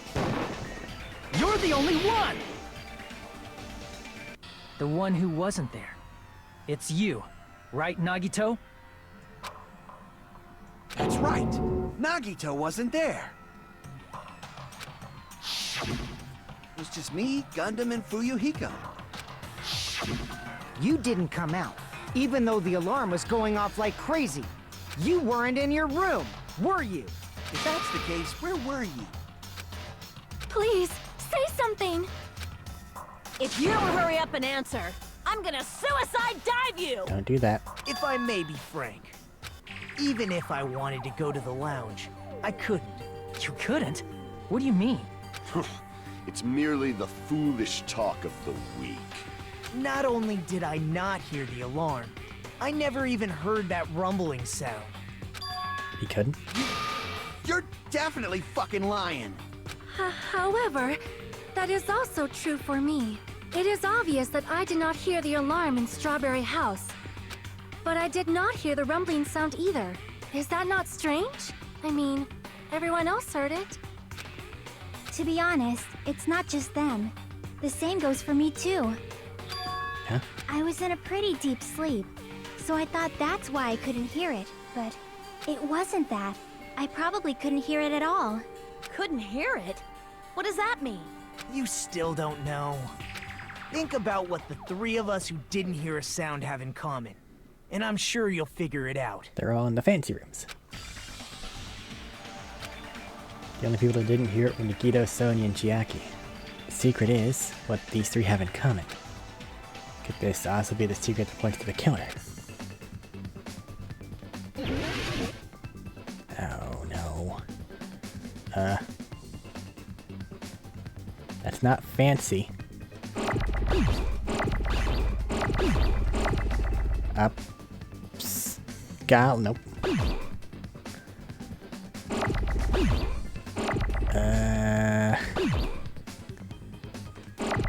What could that word be?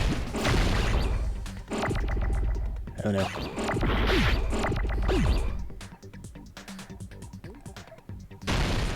D? Okay. D da da da da da da da something.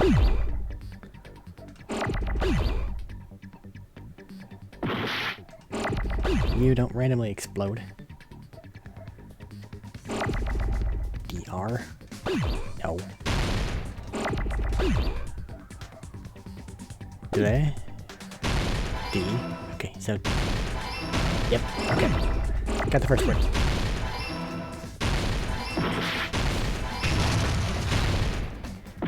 Ow. Or O.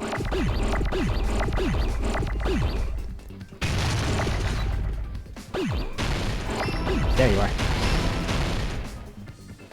I need an S. Oh, nope. Ow. Ow. Go down.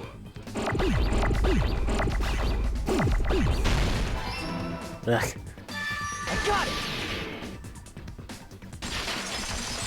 That is a messy minigame.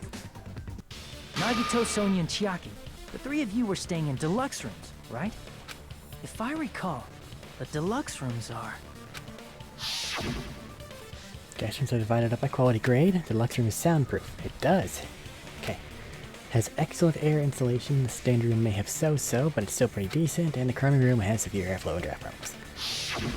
The reason we could not hear the rumbling noise... So who had a deluxe room that was still there? That's right. It was because the deluxe rooms have superior sound Deluxe rooms insulation. were Nagito, Sonya Chiaki. Nekomaru had the middle room. Fuyuhiko had a crummy room. Kazuichi had a crummy room. Gundam? Gundam. Gundam? You actually noticed that. Nice catch, Hajime. Are you using your ultimate reserve corps student talent? Of course. Now then, you guys must understand by now, right? The true identity of Nekomaru's killer. You shouldn't have been there. Oh, hold on a sec. Why does that lead to who the killer is? Why? Well, that fact just now is a very important clue, and a decisive factor in identifying the killer. Decisive factor? Somehow I feel like I understand what he means. Killer among us. The killer who murdered Nekomaru. Hey buddy. Why were you there? You're the only one! Gundam, there's something I want to ask you. When the alarm rang at the Strawberry House Lounge, you rushed over there too, right? What's wrong with that? If the bell of catastrophe rings throughout the night, it is the universe's providence to stop it. Why were you able to hear it? Hear what? I mean, you were also staying in a deluxe room, right? Nagito was staying in a deluxe room in the same house on the same floor, and he couldn't even hear it. So why were you able to hear that alarm? Now that you mention it... Gundam? There is only one possibility. You weren't in your room at the time. That's why, even though you were staying in a deluxe room, you still went to the lounge. Am I right? Gundam, you have some sort of explanation, right? Gundam probably couldn't return to his room because of Fuyuhiko. Me? After you saw Nekomaru heading to the tower, you stayed at the lounge for a while. Am I correct? Until the moment that alarm started ringing, right? If you were in the lounge for that long, the killer who had left earlier obviously wouldn't be able to go back. Even though Nekomaru's murder was a death trap that utilized the alarm in his chest, the killer still needed to prepare the murder in advance. Like putting Nekomaru in sleep mode and tying him up with the wire. In order to do that, the killer needed to be waiting for Nekomaru at the tower. Which means when Fuyuhiko witnessed Nekomaru, the killer was already at the tower. And once they tried to go back, they couldn't because Fuyuhiko was at the lounge. In their original plan, the killer should have returned to their room before the alarm in the lounge went off. And they were supposed to stay in their room. They weren't planning to come out and go to the lounge. Which means they wouldn't have heard the alarm or the rumbling sound, thus proving they were in the room. Just like us. The best case scenario would have been if those two in the lounge had gone to check the deluxe rooms. After all, if they personally saw the killer sleeping in their room, it gives the killer a stronger alibi. Unfortunately, they failed to secure that alibi. Because I was in the lounge. So the killer couldn't go back to their room, and ended up hearing the lounge's alarm. Okay, what are you doing? This ruckus. It's louder than the supreme ruler of the netherworld bellowing for his sacrifice. Don't go making all that noise so suddenly. But why'd you come out? You should have hid till the excitement died down. If Gundam tried to hide, and if those two went to his room to check on him, he would have been found out. That would have been the worst possible outcome. That's why he couldn't just stay hidden. If those two had just checked the deluxe rooms as planned, that would have been ideal, but how ironic. The moment Fuyuhiko set foot in the lounge, your plan was doomed. Gundam? Please, can you at least say something? Answer me this. Including myself in my 4 dark devas of destruction, how many ears do we possess? 10. The answer is 10. That's right, I possess 10 ears. That means I have 5 times the hearing of a normal human. The soundproof system here may as well not exist. Not quite how that works unless you are, sending out your hamsters as scouts and positioning them along places for just in case reasons. Do you have that argument up your sleeve? Is that your argument? You bastard! Do you understand the situation you're in right now? Do not panic. The truth shall now commence. At the time, I left my room to go to the bathroom. By coincidence, I heard the alarm. Oh man, pure coincidence. We can't go with that. That's right. That's all it was. The world is always so simple. Oh boy. Are you saying it was just a coincidence? Isn't that timing a little too perfect? And yet, I'm being suspected by all of you. It seems it was actually horrible timing on my part. Real bad. I see. You're still holding out. Yeah. Well, you don't have to admit it. We're going to decide who the killer is with the majority vote anyway.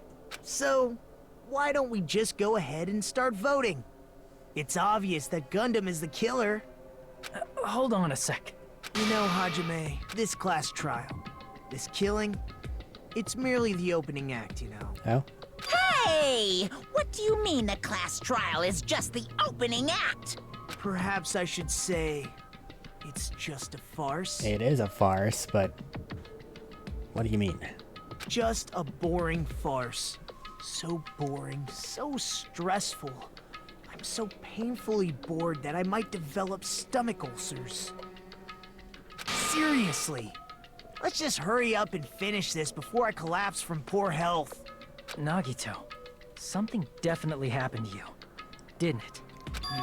At some point during the investigation, your behavior became even weirder. What actually happened? Did you discover something? Well, let's just leave that fun for later. And finish this opening act already. Okay. So something big is up. You said opening act again! Please hold on! We have yet to hear Gundam's rebuttal! But he's completely shut up. Perhaps he can't argue anymore. Gundam! I was simply at a loss for words after being dumbfounded by your pathetic assumption. In fact, I shall deny the very basis. Your assumption has been wrong since the beginning. Oh? Since the beginning? Based on your assumption, Okay. I hung Nekomaru from the 4th floor of the tower and made the floor descend to the 1st floor. From there, after returning to Strawberry House, I was present when the alarm at the lounge went off, correct? Although going to and fro is busy enough as it is, how would I be able to travel between both houses anyway? You wouldn't need to. Just be in Strawberry. I see. The contact elevator was broken. As I recall, the killer tampered with the Grape House control panel, which shut down the elevator. Plus, the stopped elevator should have been facing the Grape House side. If so, the human who used the elevator would have left it at Grape House. For these reasons, it's an indisputable fact that the killer destroyed the elevator at Grape House. And what's wrong with that? If the elevator was broken at Grape House, you wouldn't be able to return to Strawberry House. Except for the trapdoor in the ceiling of Grape House. However, I was already at Strawberry House. I was present when the alarm in the lounge started ringing, which means your assumption is clearly wrong. Are you serious? And here I thought it's already been decided. Have you learned your lesson, pitiful humans? You cannot overcome this contradiction. That's wrong. Something's obviously wrong, that's when a contradiction is born. There's no such thing as a contradiction that can't be overcome. That was weird. Hope that doesn't happen again. None of these are trapdoor. I guess I'll see. That elevator was the only means of travel between the two houses. Could that be it? As long as that elevator was broken, your assumption collapses. Plus, the elevator was broken at Grape House. Uh-huh. If the killer cannot return to Strawberry House, Since I was at Strawberry House at that time, there's no question that the following crime is impossible. It would have been different if they had an accomplice. Or if there was a secret passageway. Give me this. I want it. How much longer do you plan to lecture me? Why don't we stop this already? Yeah. That elevator was the only means of travel between the two. No, that's wrong! Secret passageways. No, there should have been another way to move between the two houses without the elevator. Such a method does not exist! Then why don't we ask the person who actually used that method? I will never know where everyone is located in this circle. Gita. You're the only one! Nagito, you should know. Huh? What are you talking about? Come on, don't be annoying. Don't play dumb. You appeared so suddenly that one time because you used that method, right? Nagito, why are you here? Couldn't have showed up. There's a secret passage connecting the first floor of Strawberry House to the third floor of Grape House. Isn't that right? Jeez. Once again, I let the reserve course show off. But you're right. There's a door on the floor of the Octagon, which is on the first floor of Strawberry House. After I opened the door and went down, surprise, surprise! I ended up in the Monokuma Archive, which is on the third floor of Grape House. Meaning, the third floor and the fourth floor are actually connected. Plus, once you've cleared the final dead room once, you can pass through it as many times as you want. If they used that secret passage, they could have gone between the two houses as much as they wanted. Infinity Unlimited Flame! Okay. What's up, buddy? However, what if the killer was unaware of the existence of the final dead room? There's no way they didn't know. That is merely an illusion you have fabricated from your own suspicion. Okay. If you value your life, you should stop with your scrutiny. There's no way I can stop. What did you say? Don't make me angry. You wouldn't like me when I'm angry. It doesn't matter much in this situation.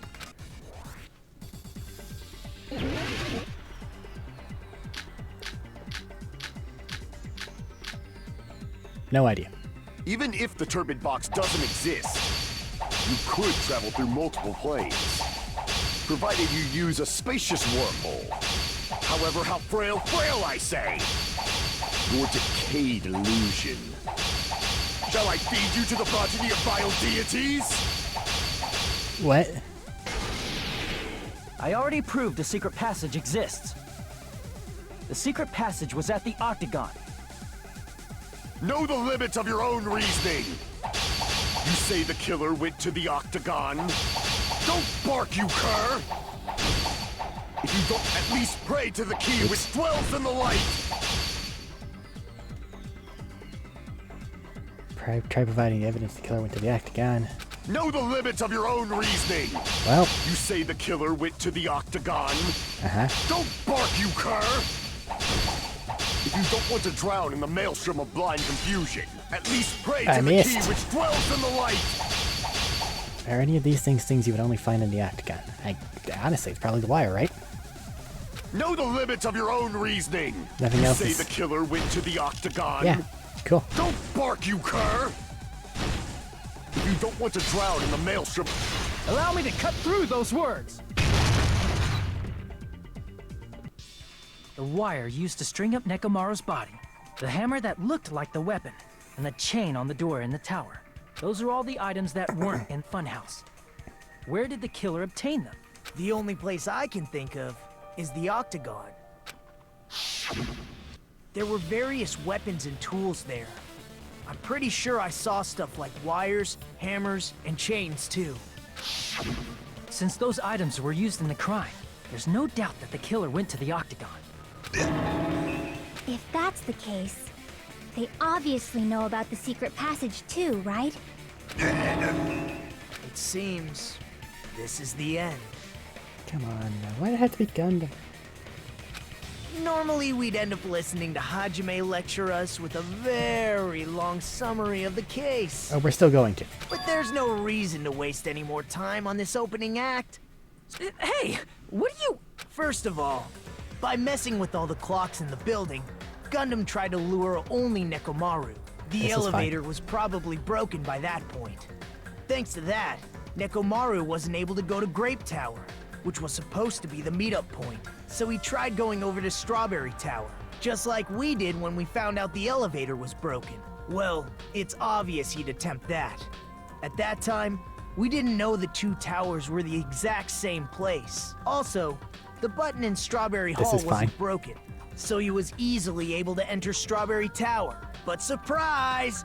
Gundam was waiting for Nekomaru's arrival. Hold on. If Nekomaru didn't go to Strawberry Tower, what would the killer have done then? Their plan was a balancing act of uncertainties. But even if they failed, they probably wouldn't have minded. They can just greet everyone the next morning as if nothing happened, and come up with a different plan. And, without such a risky plan, they wouldn't have been able to lure him at all. I'm going to continue summarizing the case, okay? You've got it, buddy. Through this, Gundam successfully lured Nekomaru to Strawberry Tower. There's no way he could fight head-on with the robotic Nekomaru, so by pressing the goodnight button, he rendered Nekomaru powerless without fighting him. Hold on! You... What did you just say? That I didn't battle? What's wrong with that? Don't mess with me! Don't mess with me! I cannot ignore those words! Why are you angry all of a sudden? You fools do not understand! You don't understand at all! Ha! You make me laugh! After all this time, you still don't understand anything at all! Okay, you wanna tell us then? I don't understand anything. What does that mean? It appears I cannot finish just yet. Maybe I'm just a human destined for hell. However, I cannot finish just yet. I cannot finish! What do you intend to do? It's obvious! I'm going to destroy your illusory assumptions! Alright, Are you saying you still have more? You still have room to argue? go on. Your words. You said I pressed Nekomaru's goodnight button. However, that button was on the back of Nekomaru's neck. To press it, I'd have to get behind him. It's Nekomaru. He would let you. It's not easy to get the drop on Coach Nekomaru. You don't need it. It's even more difficult if it's a one-on-one situation. Just as I thought, truly frail. Succumbing so easily to this simple argument, it was just a mere illusion. If you want to set me up as the killer, at least surpass your own human limitations. That's wrong, Gundam. You're the one who's wrong. Such a wonderful line. However, I cannot say that I'm satisfied. Listen well. I shall teach you 2 tips for making someone admit their defeat. First, you must crush them with your own overwhelming power. And as for the other, Go on. you must provide a reason that will persuade that human. You have not fulfilled either of those yet. Guess you really don't want to admit it. Then, just as you requested, I'll provide an argument that'll leave you no choice but to be persuaded. Panic talk action. Oh boy, this thing again. I won't let you! For the Tanaka Empire! Wither! Shit, I forgot how to reload. Just as David prophesied! Tab. I won't let you! For the Tanaka Empire! Wither! Crushed as David prophesized! Show me the cadaver! The timing on reload is won't let different you. than the timing on clicking. For the Tanaka Empire! Wither! hate Crushed this. as David prophesies! I won't let you! For the Tanaka Empire! Wither! Crushed as David prophesies! For the Tanaka Empire! I won't let you! For the Tanaka Empire! Alright, done with this shit. Crushed as David prophesies! I won't let you! For the Tanaka Empire! Wither! Crushed as David prophesies! Just hit the space button and Show ignore me it. the cadaver! I won't let you! For the Tanaka Empire! Wither! Crushed as David prophesies! I won't let you! For the Tanaka Empire! It doesn't ever reload. It's Nekomaru's back. Before Do dark you really think I days. can get behind him? This is the end!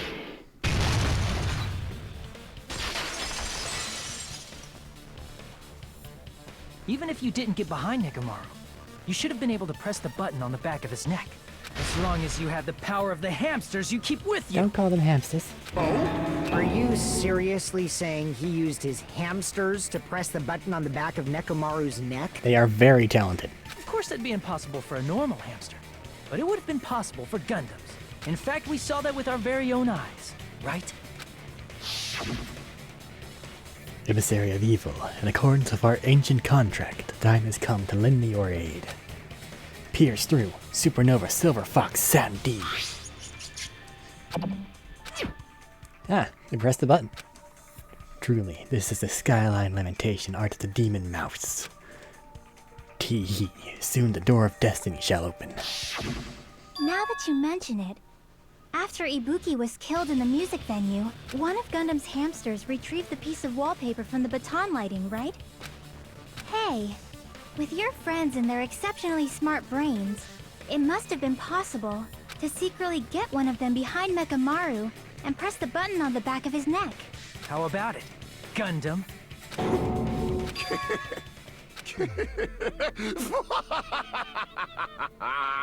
Not just myself, but you actually brought up how splendid my subordinates are. I have no recourse but to admit it. Well, that makes this easy. Admit it? Did you say you admit it? It appears I've obtained a one-way ticket to hell. Fine! Then you must trample me underfoot and advance. I'm not gonna be happy about it. I kinda liked your craziness. Victory can only be built upon a foundation of corpses. You cannot find peace without sacrifice anywhere. Let's disagree a bit there. Now, trample this life. Trample it as though it were mere trash on the side of the road. Come on, man. Pull the curtain strings of this worthless performance with your own two hands. Don't be happy about it. Oh god, these things. Hamster pressed it, pressed the button, the gray paw wrapped a wire, feed, doorknob came off. Hung loop. He was in the lounge since early morning. Fuyuki saw Nekamaru. Hamster battle. Hamster getting behind him. Nekamaru's weakness is button. Cool. Wire wrapped around his feet. That's already there. None of these, I think. That's him pressing the button.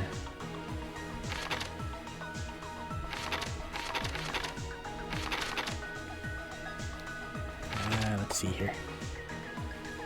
Doorknob coming off right there? Yeah.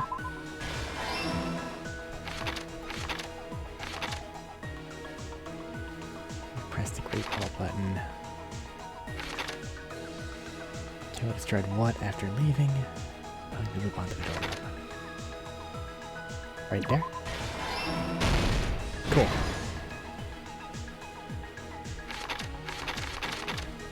And now we got... We set the clock's alarm. He's in the lounge, it's early morning. Fuyuhiko see it? Okay. The actual death. Destroyed what after leaving the tower? Strawberry Hall. Rumbling noise. Maybe? Cool.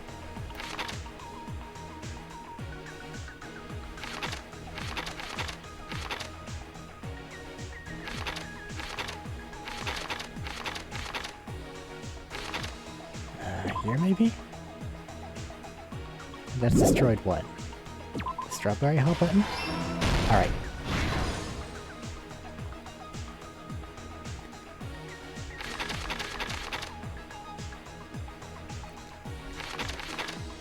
Gathered at the lounge. Fake weapon left at the tower, hammer. Fuyuhiko saying like a Mario, but I don't think that matters. Set the clocks in lounge. Maybe? Okay, cool.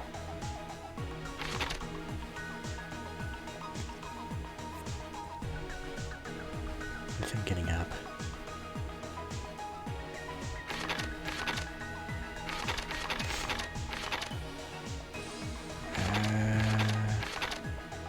That's that picture.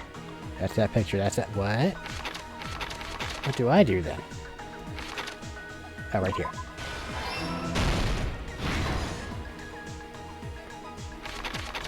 Kinda hearing things. Fake weapon. Stupid useless hammer.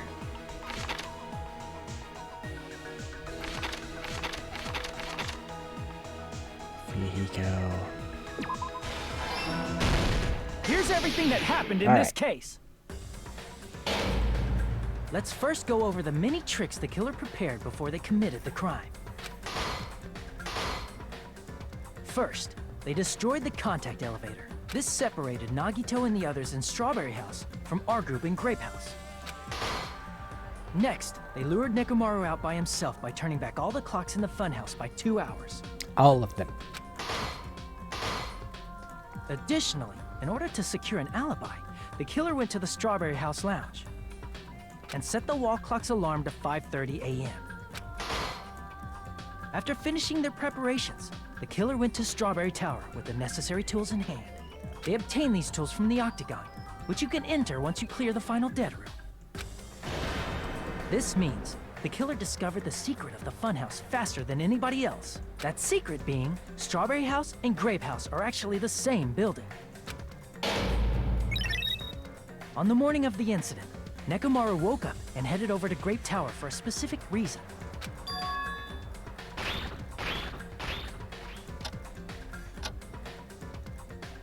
There, Fuyuhiko, who was at the lounge by coincidence, witnessed Nekomaru. According to Fuyuhiko's testimony, that was around 5 a.m., but by that point, the killer had already messed with our perception of time. In actuality, Fuyuhiko witnessed Nekomaru at 7 a.m. That's also the same time Monokuma Taichi begins. Nekomaru went to Grape Tower to participate in that. However, because the contact elevator was broken, Nekomaru was unable to go to Grape Tower. So he decided to try going to Strawberry Tower. But the killer was waiting for him there. With the power of hamsters, they were able to press the good night button on the back of Nekomaru's neck. This forced him to enter sleep mode, rendering him immobile. If only we knew which hamster did it. From there, the killer began preparing to use the ultimate weapon.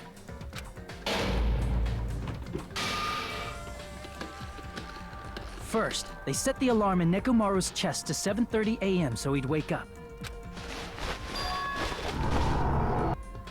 Then they tied him up with a metal wire, tied the tip of the wire into a loop, and hung it on the doorknob.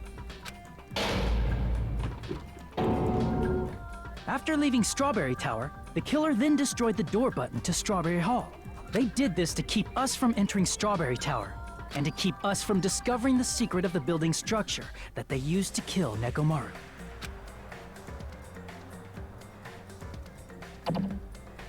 Then, they used the secret octagon passageway to travel to Grape House. After arriving at Grape Hall, they pressed the button to open the door to the tower.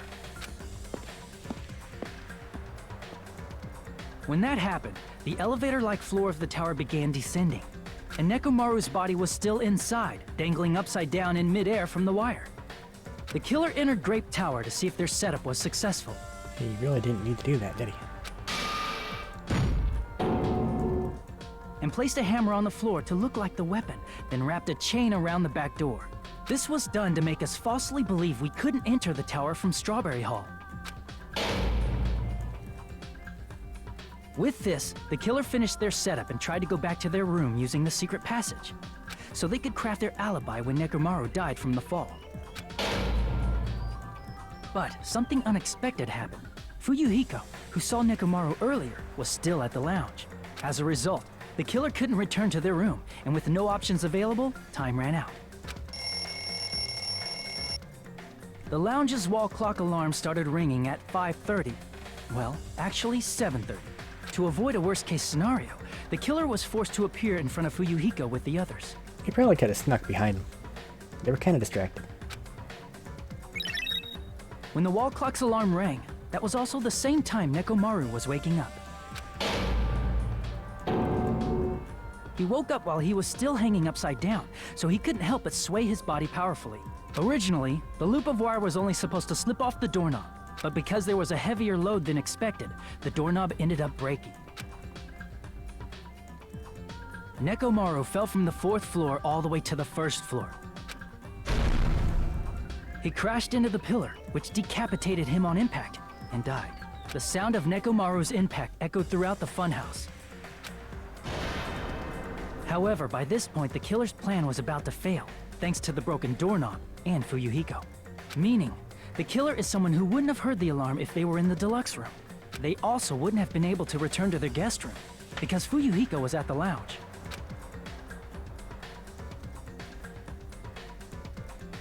That someone is Gundam Tanaka. I can't think of anyone else but you. Sorry, Gundam.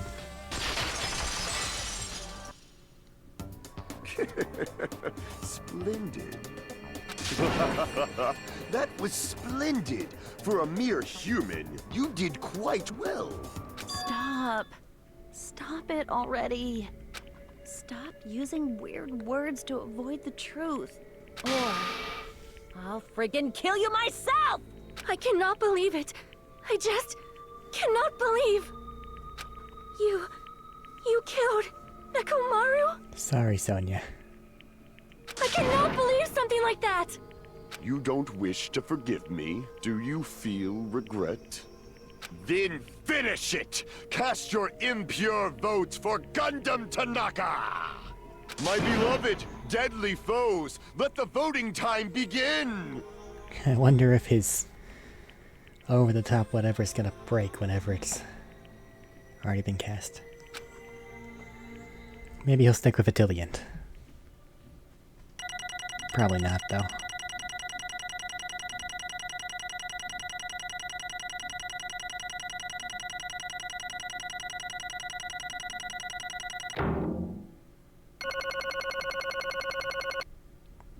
Yay, more coins. This result isn't all that exciting. Now then, please pull the lever in front of you and cast your vote. Who will be chosen as the blackened? Will you make the right choice or the dreadfully wrong one? Please pull the lever! Crap! I bit my tongue at the most important part!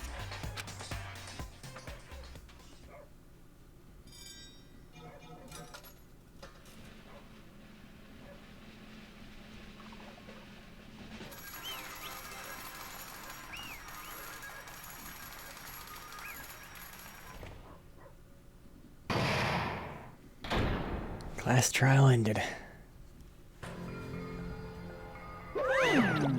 It'd be bad if I bit my tongue again, so I'll speak slowly. Judging from the results, Yoo-hoo! you guys were correct once again.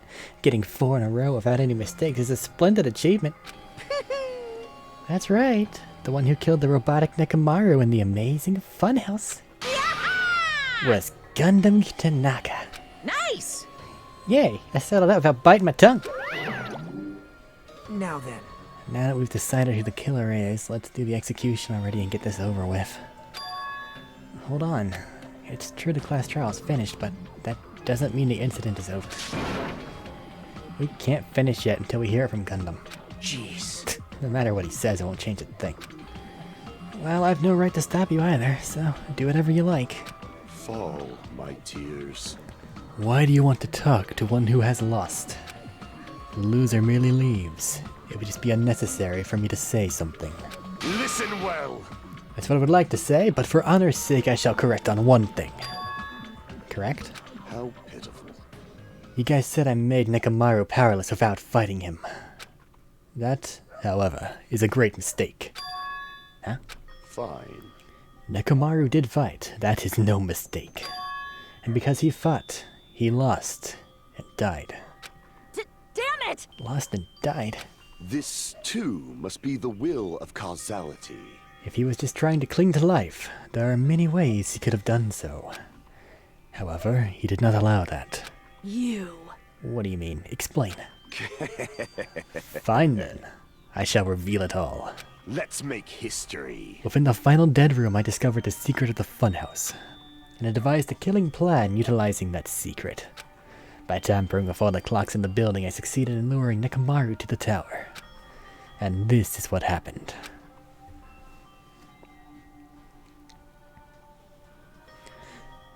Nekomaru and I were alone in the tower, standing face to face with one another. I should say I expected as much from Nekomaru. He sensed my subtle killing intent and instantly understood the situation. And we had ourselves a stare down. In that situation, if he wanted to run away, it would have been easy for him to do so. He could have run away, or even called for help.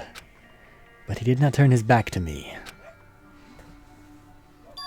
Instead, he chose a fight that risked life and death. That is... A fight that risked life and death. Let me tell you this. He was serious, too. He gave it his all to try to kill me.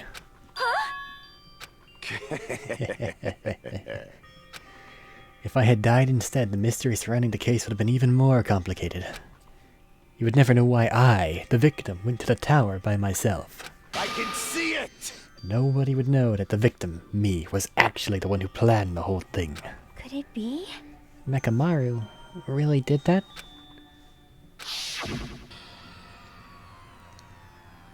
Sensing even my subtle killing intent, as expected of you, Nekomaru. The scorching, stinging, tense atmosphere.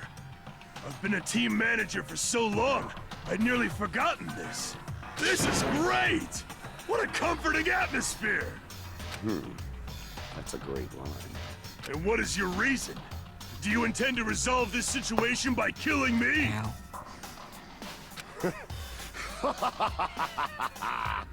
I am the Warlock, Gundam Tanaka. Heroes, Lords of Darkness, and even the gods themselves flee from me. I need not cling to any trivial reason.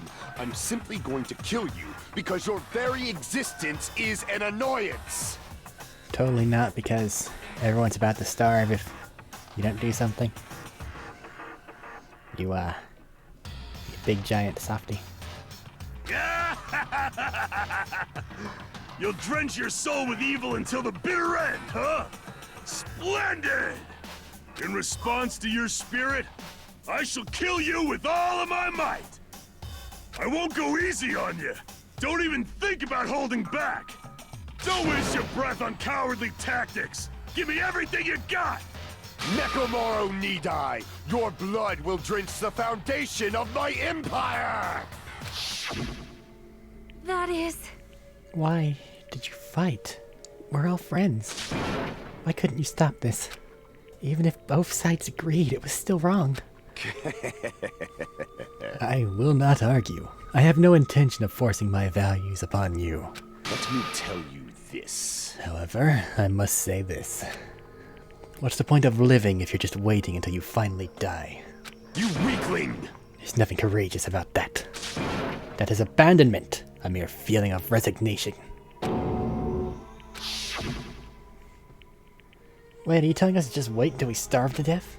I'd rather have that happen to us than have our friends kill each other. Huh? Do you mean that you'd rather die? Fall, my tears. Ever since we were locked inside that building, everyone had been dominated by that feeling of abandonment. However, nothing is born from resignation. That is simply a reason to give up. If you flinch, you will die! Giving up on life. That's just an insult to life itself. Let me ask. Have you fools heard of the term dog eat dog? Cannibalism? Fine. In zoology, cannibalism is a commonly observed phenomenon. Many creatures at some point in their lifespan engage in cannibalism. Listen well! That is what it means to live. If you say killing for the sake of living is evil, then what would you call giving up on life itself? I shall engulf this world. If a world would consider that justice, then I will fight that world with every last fiber of my being. Giving up on life and choosing death is nothing but a blasphemy toward life. I renounce you! It is a violation of the natural order. It's the arrogance of humanity. You. Saying all that just to try to justify what you did? But... It sounds like Nekomaru felt the same too. That's why they fought, right? Damn it. Fine. That man had the courage to die when he needed to die. That is why he challenged me to our battle. Regardless, as I've already said, I do not intend to force my values upon you fools. I have betrayed you all. That is the absolute truth.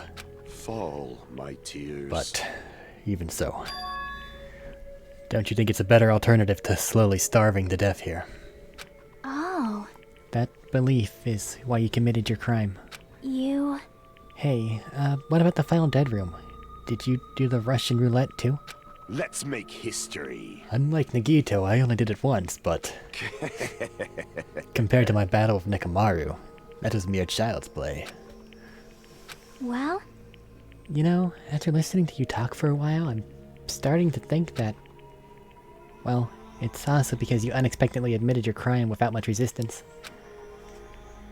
Gundam, don't tell me you... You didn't sacrifice yourself for our sake, did you?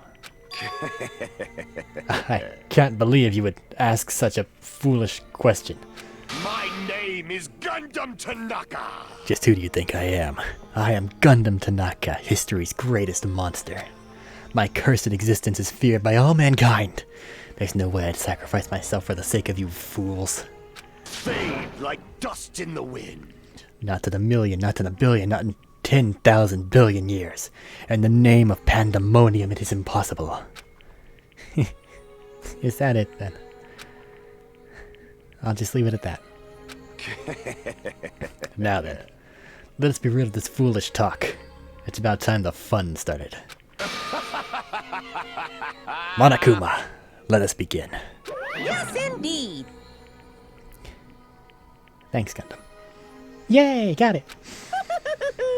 I prepared a special punishment for the ultimate breeder, Gundam Tanaka. Please wait! This is just too much. Oh, sorry, Sonia. I beg of you! Monokuma, please help Gundam. Huh? Miss Sonia. I beg of you! How pitiful. Sonia. An act as unrefined as stopping a man from going to his death does not befit a noble such as yourself. Gundam. It's fine to start for reals, right? Fine. Yes, I do not mind. However, What is it, my four dark devas of destruction? Are you worried about me? Oh, my feared four dark devas of destruction. That is not like you at all. However, there is no need to fear. In this world, I am only a temporary visitor. I was simply visiting for a moment, and now that my duty is complete, I must return to the darkness. That is why, until the very end, pride, conceit, courage, insolence, fearful of nothing, daunted by nothing. Let us laugh uproariously! That is Gundam Tanaka! I shall stick with my evil until the very end! Open sesame pandemonium! I shall fill hell with true hell! Let's give it everything we've got! It's punishment time!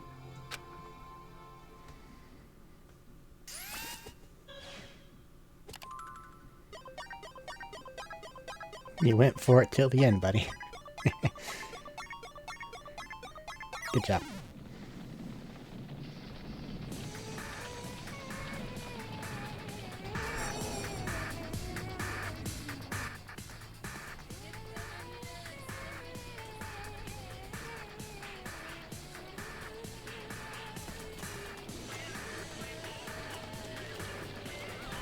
Sandy, jumpy, legacy, jumpy.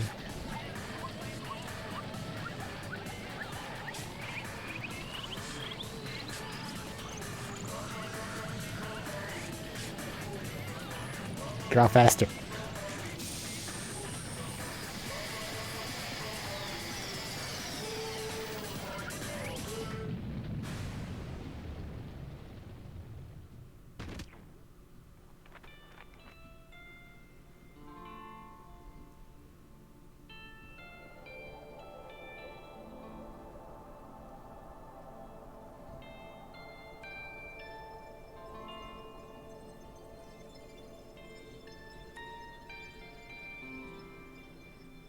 He's still alive.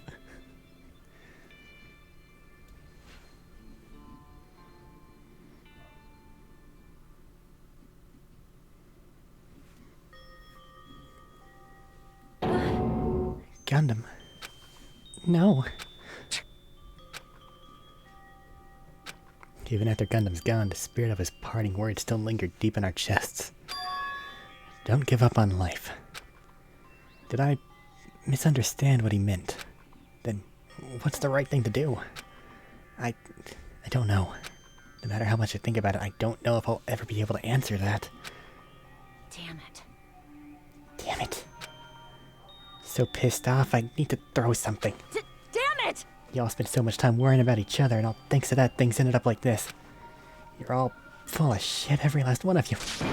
But the biggest piece of shit is me. Worst. Why am I so weak? Oh. It's such a downer, clearly. But still, even though we feel this way, we still gotta do our very best. You are right. This time around, we must move forward. We must continue to live and believe in our friends. If not, You are right. Gundam will most likely crawl his way out of hell, and I presume he'll be very cross with us. You're right. You're right. We shouldn't just stand here. I mean, it's not like this is over. We still have to do it.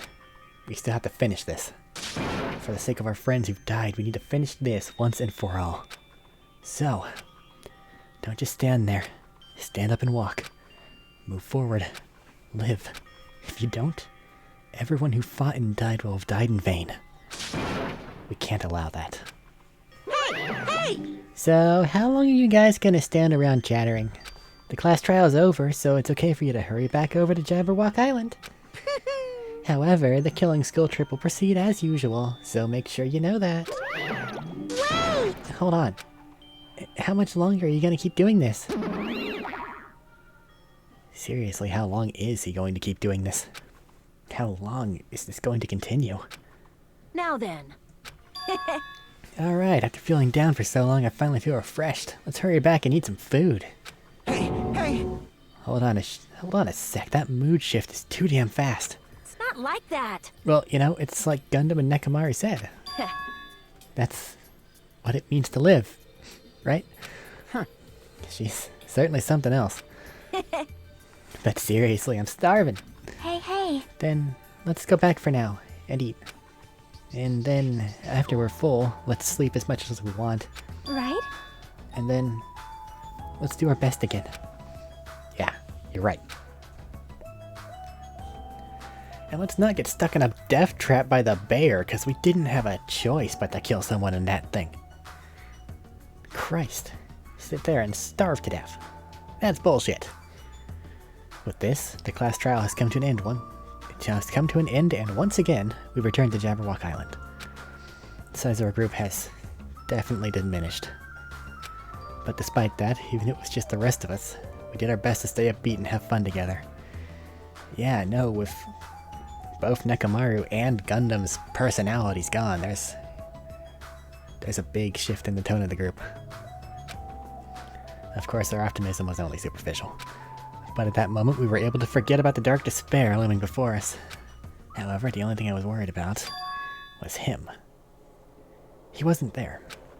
He suddenly disappeared from our sight.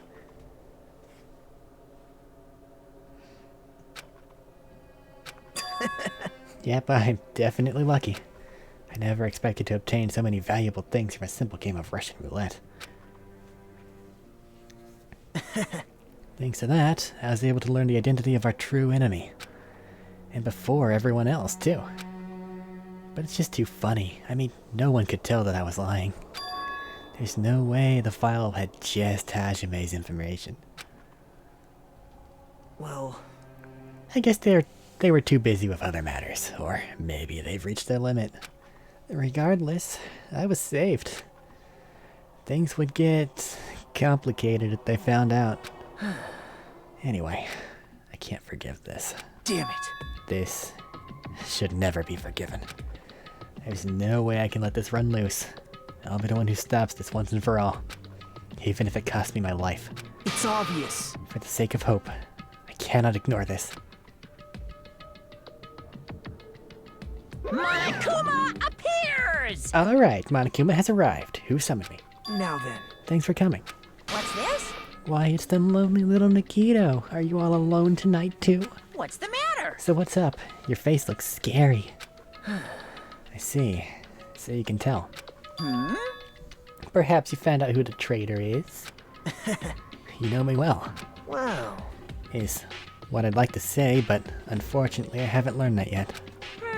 I see. So even you don't know. Huh. Looks like the final showdown is gonna take a little more time. Hello. So, why'd you summon me anyway? Were you finally gonna confess your love? Hey. I summoned you because there's something I really need to ask you. I dropped a special prize from the final dead room. Hmm? Oh yeah? What about it? There was information about 16 people in the file I received. But, isn't that weird? Say what? What's weird? You don't even know?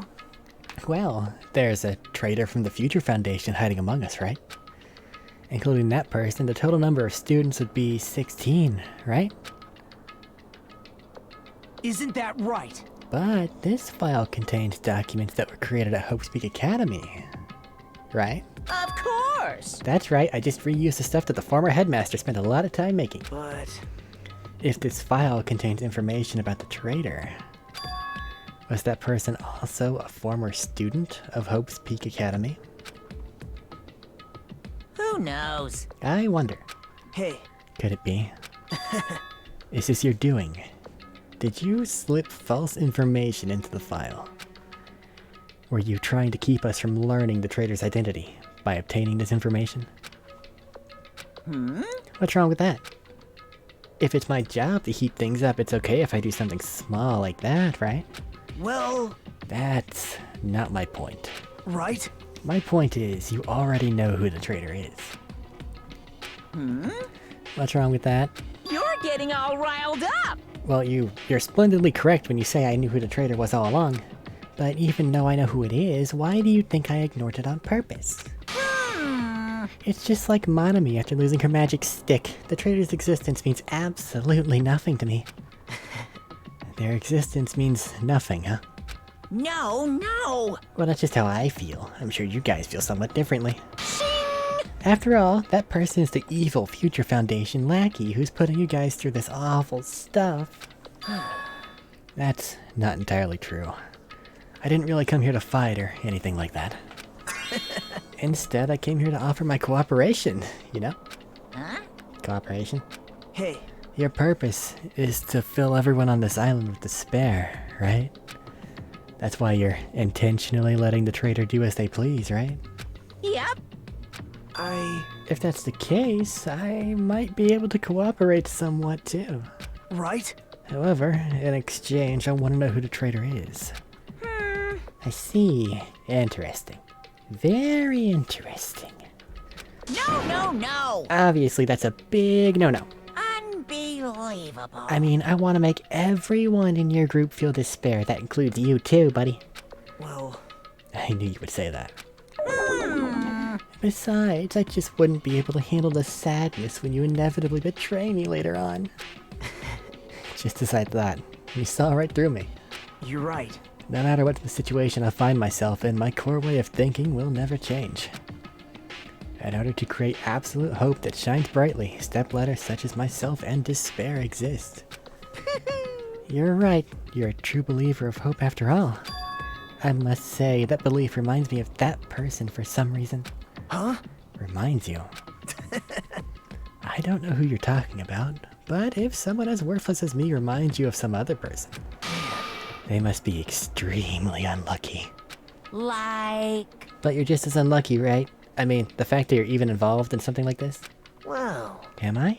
I actually think I'm very lucky. Say what? Huh? You don't know?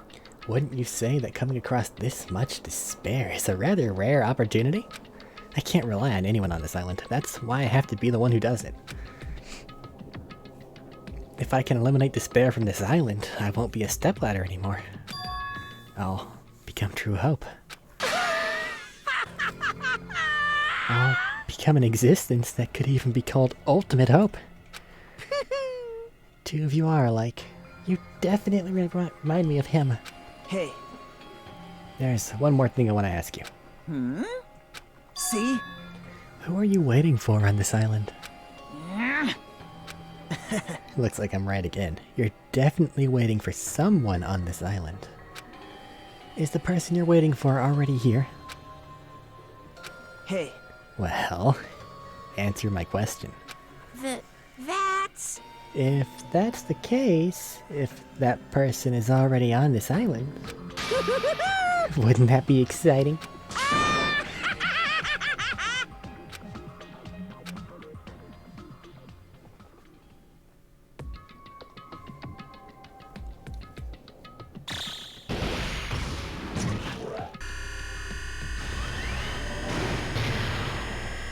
I still don't know what this thing is, but I do know that I don't like it.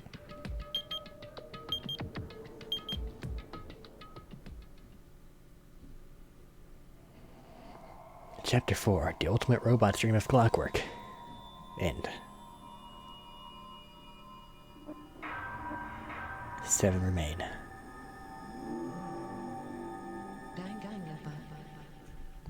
There's not many of us left. Oh, I got Gundam's earring. Neat. The earring he got from the terrible Pomeranian. Or Chihuahua or something.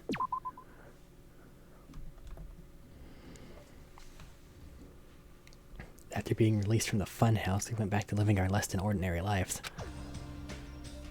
And just like before, our day began with us all gathering at the restaurant. Jeez. You know, every time I meet up here, it makes me realize just how crazy this whole situation is. The restaurant certainly feels more spacious than before. Of course it feels more spacious. There are less than half of us here now than there were at the beginning. Stupid fool! Get it together. Oh my! Did you hear something? Hey! It's Nekomaru. That was Coach Nekomaru's voice. Huh? What are you talking about? He's no longer. What's up? I'll beat you up! What are you laughing about? I'll beat the crap out of you if you keep grossing me out like that. That's not cool. I was up all night working my fingers to the bone. I am concerned. More importantly, I am starting to get tired of the seasonings in this restaurant. Jeez. Seriously, I'm starting to realize how valuable Teru Teru was. Don't ignore me, I'm trying to talk to you about something important. Huh? Important? All right. This took me all night to make it. My! Is that a Nekomaru doll? I'm no doll. I'm Mini Maru. It's alive. It's alive and teeny tiny. I love it. Huh? Mini Maru? Took some parts from him to make it. What do you think? Awesome quality, right? Of course, it doesn't have free will or anything, so it's more like, you know, a toy. Oh, but it responded. Now I'm sad. But isn't it freaking adorable? Are you serious? Oh, Thanks. it's so cute. I'll keep it. Well... Never said anything about giving it away. I'll pick you up! Don't be so stuck up. Your stuff is my stuff, right? Whoa! That's a bully's logic. Man. Doesn't matter. I made this to cheer you guys up anyway. As long as we have it, we won't forget, you know? About Nekomaru's sacrifice for us. We're standing here today because of him. So, if we're gonna prevent something like that from ever happening again... Engines revving! I guess we gotta fight too, right? We can't just keep running away. Huh. I gotta admit, never thought I'd hear you say something that awesome. Of course. In the end, Gundam told us to never give up on life. So, I will never give up. I shall fight until the very end. Gundam, please watch over me. Miss Sonia? What'd you think of my little pep talk? Oh my! Oh, did you say something? Are you kidding me? I was up all night memorizing that speech. Jeez. And there's the punchline. Really like this. Thanks, Sasuichi. I am Minimaru. Man. I'm only half as happy to be thanked by you. That's right! By the way, you can use that to massage your sore muscles and pressure points. You serious? That's amazing. Of course. I made it after all. Seriously, thanks. I'll take good care of it. Akane looks really happy. Hey, hey. Anyway, what happened to Nagito? I haven't seen him like I usually do. Don't have to worry about that guy, he goes solo all the frickin' time. Well. But still, I'm a little worried about how he was acting during the last class trial. Well, anyway, he's always been a dangerous bastard, but he's crossed a line, you know? Hey, hey! Then that's even more reason why we should avoid him. But still, But even if we do avoid him, what are you going to do if he approaches us? Nagito's sudden change was really weird. I wonder, did he figure something out that we're not aware of? Now then. Anyway, Hajime, isn't it about time you told us what that was all about? Huh? That? You know, what Nagito said during the trial? You still don't realize it? Jeez, get it together. You're supposed to be the symbols of hope, aren't you? Ah, I forgot. Except for Hajime, of course. Hey, bastard! What did he mean by except for Hajime? Are you really the traitor after all? No, it's not like that. I didn't really want to say it, but I guess I have no choice. Tell you guys the truth, unlike the rest of you, well, apparently I was never part of Hope's Peak Academy's primary department. I'm a Reserve Corps student from the Reserve Department. Huh? Reserve Department? It means, unlike you guys, I don't have an ultimate talent at all. Apparently, I'm just a normal person. Is that all? That's it? Dude, don't ever scare me like that. It's not something I can just brush off, especially since it's about me. I just forgot. I thought I got into Hope's Peak Academy because I had talent all along. But shit. My whole life, I've just wanted to feel confident about myself. And I thought getting into Hope's Peak Academy meant I had finally become someone I could be proud of. Not some fucking backup student. right? Cheer up, Hajime. It doesn't matter if you're from the Reserve Department. Of course! She's right. No matter what, you are our friend. You know, there's a saying in Japan. Listen! Fear is grateful for the danger. Hey! The hell? You're saying that all wrong. Jesus! Usami, what happened? So everyone was here. It was a real close battle. I am sorry! I apologize. I was trying to cheer you up, but I ended up saying the wrong thing. Well, it doesn't matter. Stuff is just hard to say sometimes. That's weird. And maybe you can't see me. Huh? Whoa, what the heck? You're covered in blood. Ah, you saw me. Yes, that's right. The Mono Beast this time was very strong. You! Don't get close to me. Get out of here. What? No gratitude. He treated like filth. Hey, hey. Why don't you clean that blood off? We're trying to eat. Yes. I'm ashamed of myself. Wipe. Ding, ding, ding, ding. There we go. Now then, allow me to report to you all once again. After a fierce battle that's never been seen in history, I finally succeeded in conquering the last Mana Beast. Because of this, it's finally possible for you to travel to the final island. I see. What a thin reaction. It's like I'm surrounded by tons of shabu shabu from an all-you-can-eat restaurant. Don't tell me this again. You're gonna say stuff like it's not like we can get off the island, so why bother going to the new island? Well, it's true that I don't really expect much. Don't misunderstand. But who said we weren't gonna go? Obviously we're gonna go, dumbass. Huh? So, Assuming we were thinking about running away was a mistake. I'll show you my serious side. Because if we can't run, we'll fight. I'll crush everyone who put us through this crap in one blow. Hey! Fight? Seriously? That fearsome group is called World Ender for a reason, you know? What are you saying? Why, did you forget what you said earlier? Hey! Dumbass, I only said that because I was trying to impress Miss Sonia. What? Don't brag about that. Settle down. If you have the power to fight among yourselves, then direct that power toward our enemy. All right. Now then, let us go forth. Offense is the best defense. Damn right. You're right. Now's not the time for us to be bickering. I don't really get it, but when Miss Sonia talks like that, my blood starts to boil. All right. Getting pumped up. Let's charge our way to that new island. I'm starting to get pumped up. Future Foundation, Monokuma, Monami. I'll crush them all at once. Why are you gonna crush Monami? That's... Even me? You guys seem reliable. Hey, don't talk like you're not included. You're a friend too, you know? You're right. Leave it to me. Then I gotta do my best too. As we left the restaurant, the expression on our faces were clearly different than they were before. They were filled with strong will and determination. Armed with that, we began walking toward the last island. But the clouds in my heart still lingered. I couldn't stop thinking about the reserve department. And that filled me with this strange, uncomfortable feeling, like a small bone was lodged in my throat. But I tried not to think about it. I tried to stay focused on moving forward. Chapter 5. Smile at hope in the name of despair. Daily life. With the Mana Beast gone, we crossed the 5th bridge and arrived at the final island. You're not gonna have me go the there? last island. Normally I get to walk there. Why don't I get to walk there? Enormous buildings towered everywhere, as if the entire island were one gigantic city.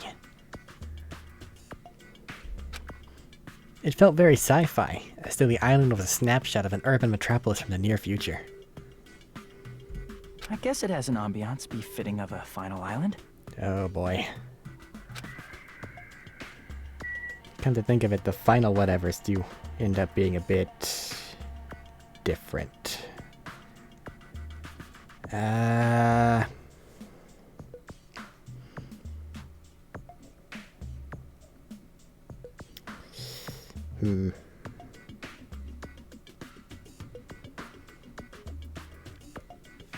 Well, I guess do a quick walk around. Feed the tiny Monami. Never mind, it's fine. What do I want to do here?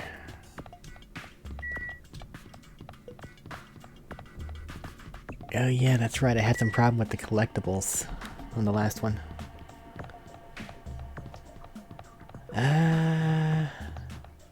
That actually makes me very wary.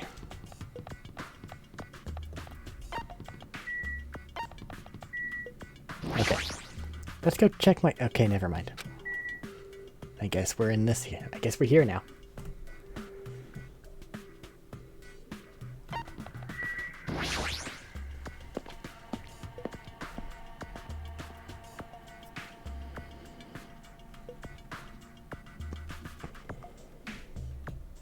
Can I have some? No. Oh, she's got a power glove. I have too many coins. That's a lot of coins. Hi, Fuyuhiko. I was wondering who was lured here by the smell. I expected a Kane, though, not you. I wasn't lured by the smell or anything. Anyway, Looks like this street is full of food vendors, but as you can see, there's no customers or staff. Only the food is here. Normally, a street like this would be bustling with activity, but there's no one here. It's actually pretty creepy to think about. Don't eat anything. We'll be turned into pigs. Don't ask how I know.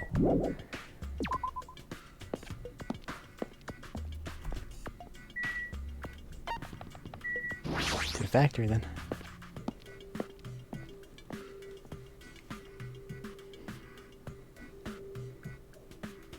White smoke is billowing from the building in the back. This is some kind of factory. But if it's got Monokuma's face on it, it's a shady factory. Hajime. Good timing. What's up, Jackie? See? This building clearly looks suspicious, right? I was thinking it might be good if I thoroughly look around inside, but... Well? Since it clearly looks suspicious, I thought it'd be dangerous to go alone. Then, do you want to go inside together? Hmm? Surprised you didn't say okay. What's up with the hesitation? Jackie? Well, that's fine. You... Hey, Hajime. You're the kind of person who waits until the very end to eat their favorite food, aren't you? How could you tell? I actually do the same. It comes from growing up in an environment where you had to eat everything on the plate, especially the bad things. So you want the final thing to be somewhat decent. Well? I like to eat my favorite foods first. See? So instead of the warehouse, let's start with the factory. I guess you're right. Well, but then you have to deal with the bad stuff. Like last, it's the thing that you walk away with. It makes a difference, but you said let's, so let's talk again. She's still unsure. I guess I'll lead. Alright then, I'm going in.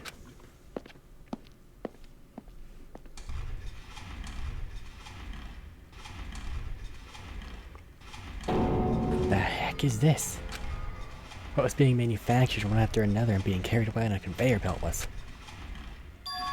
Monokuma. Conveyor belts endlessly moving through this enormous machine. The coconut tree carried by the conveyor belts processed and eventually made into this stupid thing. Whoa, I got a lot of spin. The Monokumas are being tossed into this gigantic basket. This better not be real. I picked one up with my hand. So these are plushies. Monokuma plushies. The real Monokuma is sort of like a plushie too. But unlike him, these are probably actual plushies. Isn't the resemblance uncanny? They're my life-size plushies. Life-size plushies. I was playing just a big time with these. That's why I'm making them like crazy. I'm gonna be rich. But you've made way too many. You're gonna be overstocked when it's all said and done. Monokuma's life-size plushie. I don't want it. I see. So this place is for manufacturing life-size Monokuma plushies. What kind of messed up place is this? Don't look down on me. Do you really think it's just for life-size plushies? There's a lot more Monokuma merch in the goods warehouse next door. Hey. What should we do? Honestly, I really don't feel like going. But still... But what if there's some kind of important clue? What are you gonna do? You're right, then we should go there for just a little while.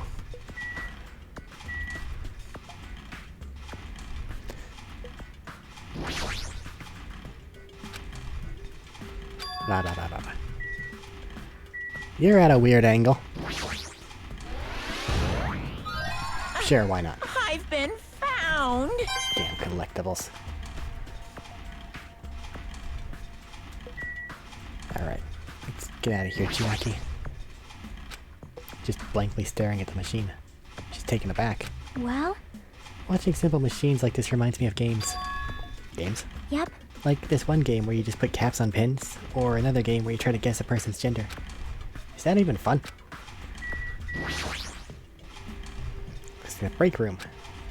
Sounds like a place for housewives to gossip, but doesn't seem like there's anyone at this factory. Nothing else? Alright.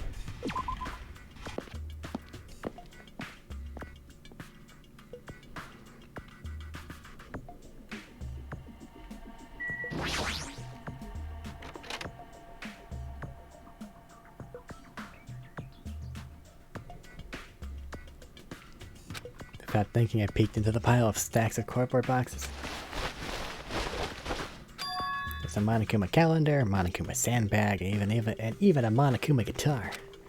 First there was the Monokuma archive, now there's a plushie factory, and all these goods. How full of himself it, don't ask that question. Mascot popularity doesn't last forever, I gotta earn the big bucks while I can. A mascot that isn't even popular anymore is like a piece of candy without any sugar. In other words, it has no reason for existing. He's starting to talk even crazier. I do not believe that is the case. Blah. Monokuma panel. Why so many? Phew. I was thinking about using these to decorate the stores, to sell my merch and make them all look boom. Then they'd stand out, you know? No store would sell your stuff. You're so stupid! Of course not. You're such a fool. That's why I opened an official Monokuma shop. I'm thinking about opening chains all over the world. Of course, the main attraction will be my life-size Monokuma plushie. I can't believe you thought that far into the future when you made these. Your business is doomed to fail. Hey! Enough already. You have no business sense anyway, so just stop it. No! Hey, don't say that. Let's do our best together. We'll be as popular as Pogs were in the 90s. Hey! Don't you remember how long those stayed popular? Besides, if you're serious about opening a business, you've already committed a major mistake. I won't forgive you! Because there's no merch of me! My little sister! Oh, Monami.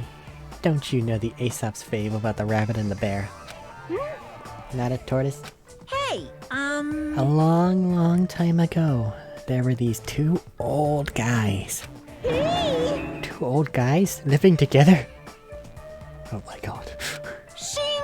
The old guys thought rabbits aren't as popular as bears. The end. Did you even need the old guys in the story?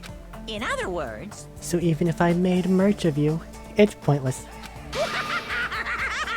A half-pink rabbit so lame, you don't even have 1 ounce of good fashion sense. You stupid brother! You did this to me. You're the one who has no fashion sense.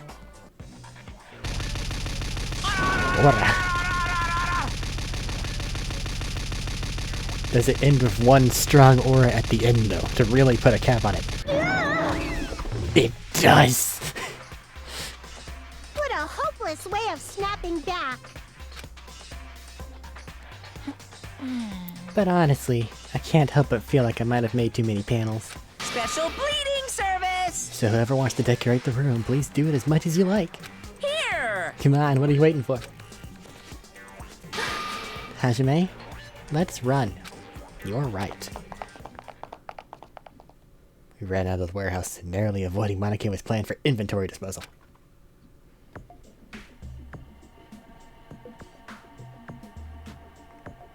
It's like you just got tired. Yeah, you're right. Can I go back in? Oh, I can. Are there still as many panels? Oh yes. Nothing got destroyed. Nothing was lost.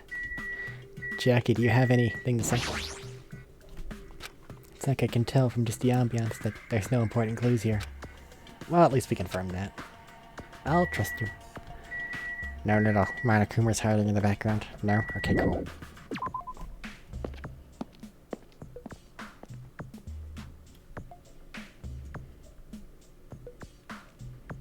Alright. Later, Jackie. Wow.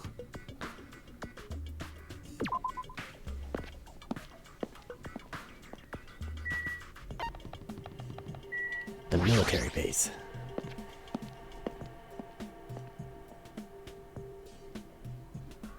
It's a sick helicopter. What's that thing over there? Is that a tank? An attack helicopter's right in front of you and you're looking at that tank? Is it real? Not just that, there's a lot of other stuff here that looks really dangerous. You mean like that long-range missile launcher? And jeeps? I knew you could do it!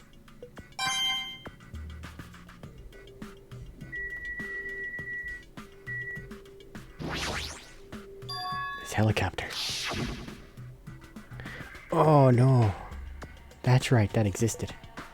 It's just the helicopter Monokuma used to execute Terra Terra. screw with me. Ow. Hajime? What happened? It's nothing. I'm fine. I couldn't help punching it, but it just ended up hurting my fist. It's an attack helicopter, you idiot. I'm so weak. It's an attack helicopter. This appears to be a military base. Is that so? Despite the fact this island's quite small, the military technology here seems rather extensive. These might prove useful when the time comes to combat the Future Foundation. Useful? There's no way we'd be able to operate stuff like tanks and heavy weapons. Huh? Really? In my country, even a child in grade school can operate a tank, no problemo. No problemo. Of course, in modern warfare is... A course in modern warfare is a required class in all our grade schools. An obsession with anime, and now this. Senya's country never ceases to baffle me. However... Weapons are only weapons when humans start to use them. I am concerned. If no one uses them, they are nothing more than scrap metal. You're right. Unfortunately, this stuff in the base probably won't be useful to us. Please wait! No, that's wrong. Huh? I have discovered a puzzling document in the tank operator seat. That's the Future Foundation's insignia. Jabberwock Island Development Plan. What is this? However... I assume it belongs to Monokuma, and it was placed rather ostentatiously. So I do not know how much we can trust it. Do you think it could be a useful clue? Monokuma probably did leave it, like you said. It's hard to know how much we can trust it. So what does it say? Beyond what is written in here, I do not know much. Well? But it does document Jabberwock Island's redevelopment plan at considerable length. What's that plan? To place Jabberwock Island under the Future Foundation's control and prepare it as a central headquarters. A central headquarters for the Future Foundation. I thought Jabberwock Island was a tourist destination. Why would the Future Foundation be interested in it? In actuality, there was something written in here that caught my attention. The travel agency that managed Jabberwock Island went bankrupt, so the island was uninhabited for a long time. Because of that, the island was unaffected by the incident, which allowed them to easily gain a foothold. Wait, hold on. This place is uninhabited for a long time? If that's true, the maintenance here has been way too attentive. The items at the supermarket are always stocked, and the hotel is really clean. Could that be the Future Foundation's responsibility? But more importantly, what's the incident? What does it mean that the island was unaffected by it? I cannot discern that from this passage alone. Simply reading this will not help me grasp what those words mean. Well? However, there is one more thing that caught my attention. There's more. Do you remember the guidebook to Jabberwock Island in the library? It was written there that the central island houses a large administrative building. However, we could not find that building anywhere. We even commented on how strange that was, right? However... But according to this plan, the building that the Future Foundation is planning to use for their headquarters. Could it be the same building? They are planning to rebuild it and use it as the Future Foundation's headquarters, or so it is written. What the heck? It's so inconsistent. How do you rebuild a building that doesn't even exist? What the hell is going on? Perhaps... We were so distracted by all of the horrible situations that kept happening, one after another. I might have overlooked a more pressing issue, and that is the mystery of the island. But what's really going on? This mystery doesn't make any sense. No matter how much we think about it, there's no reason behind it. Akane? And this place is boring. Boring? What? There's a tank right there. You. I'd like strong dudes. Weapons don't excite me at all. Obviously. A real man fights with his fists. That goes for women too. Alright! Want to battle a little? If you win, you can rest on my boob pillows. No thanks. Boob pillows? I mean, depending on who you tried it on, it'll probably work. I can't go without looking at the tank he's so obsessed with. This is a tank, right? Is it real? Can it move?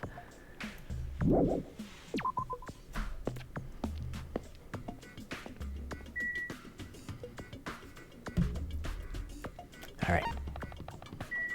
Sea King Industries.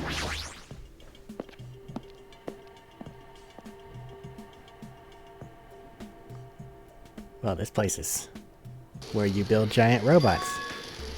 There's a bunch of strange machines lined up in all directions. It feels very sci-fi. Sea King Industries. Huh? They're a company that specializes in manufacturing electric insulation and other machine parts. They're a mid-sized company with only 100 employees, but they're the biggest corporation on Jabberwock Island. And this place looks like a research facility. For a mid-sized company, this is a pretty nice facility. I guess so. I only read about them in a pamphlet next to the reception desk. Besides that the company isn't the issue here. What's going on? This company obviously doesn't make machine parts. So just what the heck are they making here? Big giant robot. He's right. It's like they're making something more dangerous. Seems like it might be a good idea to thoroughly investigate this place. Is that a cyborg? I see you. Huh? Are you serious?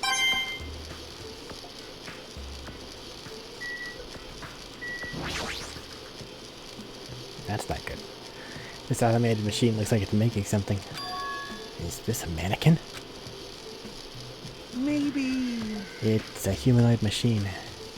Is that a robot? It'd be an android, not a cyborg. A cyborg is an augmented human. An android's a robot. Stupid. Get it right. You serious? How can they make robots? Just how far did technology advance without me knowing? Do you think Nekomaru was made here? That was close. It's a similar humanoid robot. It's possible, maybe. Hey! But why would a company that manufactures machine parts have access to this kind of technology? I don't know. Maybe this place is somehow connected to the Future Foundation as well? This machine is making another machine. The finished product looks like it's modeled after a four-legged animal. Hey! Hey, doesn't that animal-looking machine remind you of anything? Are you talking about the Mono Beasts? Maybe... Is there any chance that those Mono Beasts were created here? The Mono Beasts were created here. Fine. Yeah, that's what this place is for. Hey! No matter how much you insist it's a game, people won't be convinced if a place like this doesn't exist, right? Bye-bye! That's why it's just fine. There's something wrong with you. What the hell did he mean by that? He wasn't making any sense at all. It doesn't matter who's convinced, because I'll never be convinced. What's going on? I mean, this place is for manufacturing machine parts. Why are they able to create such a dangerous robot in a place like this? Does this mean Monokuma took over this place and modified it to do this? Damn it, I don't even know what I'm saying anymore. Yeah, they manufacture big machine parts. Are you saying they can't put those parts together? Come on. Have just a little bit of imagination.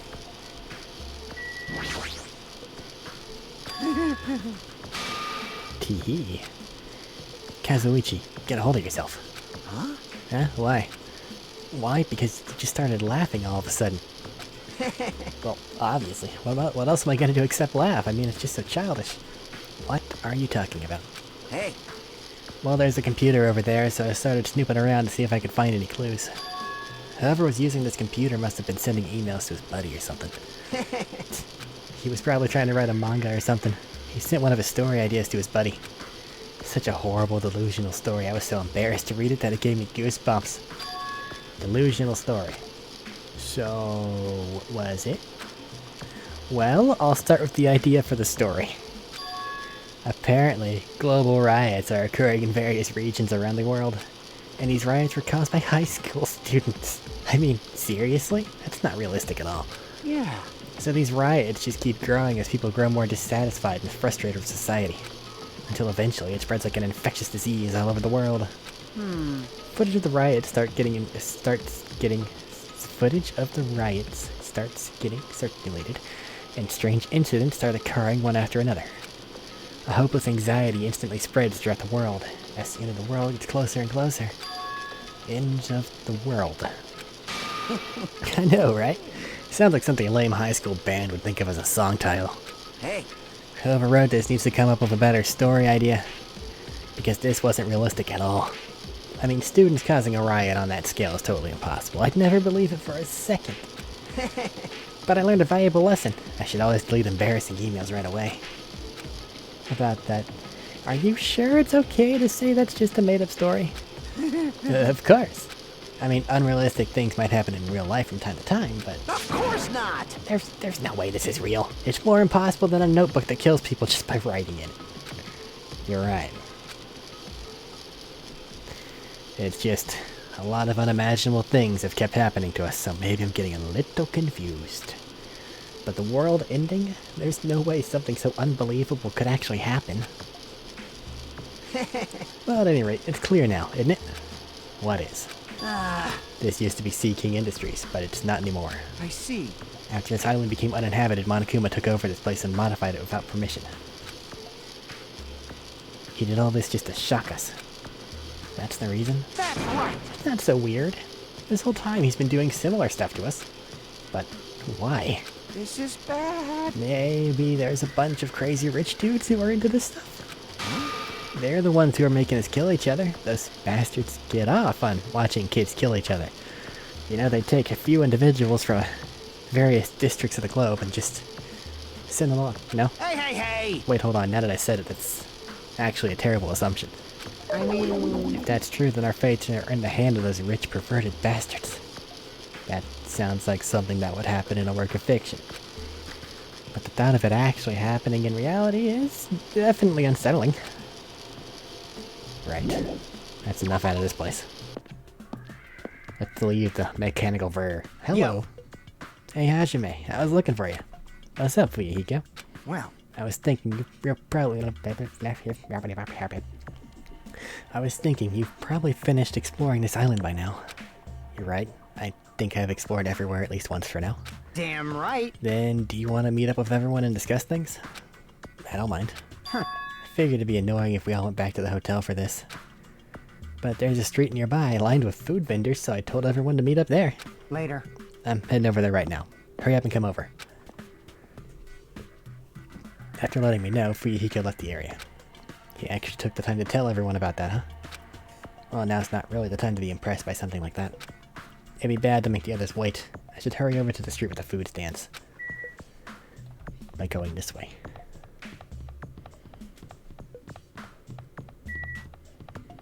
Because eventually, the tiny little Manami thing will turn into an egg and still be nothing. Yeah, I have multiple steps to go.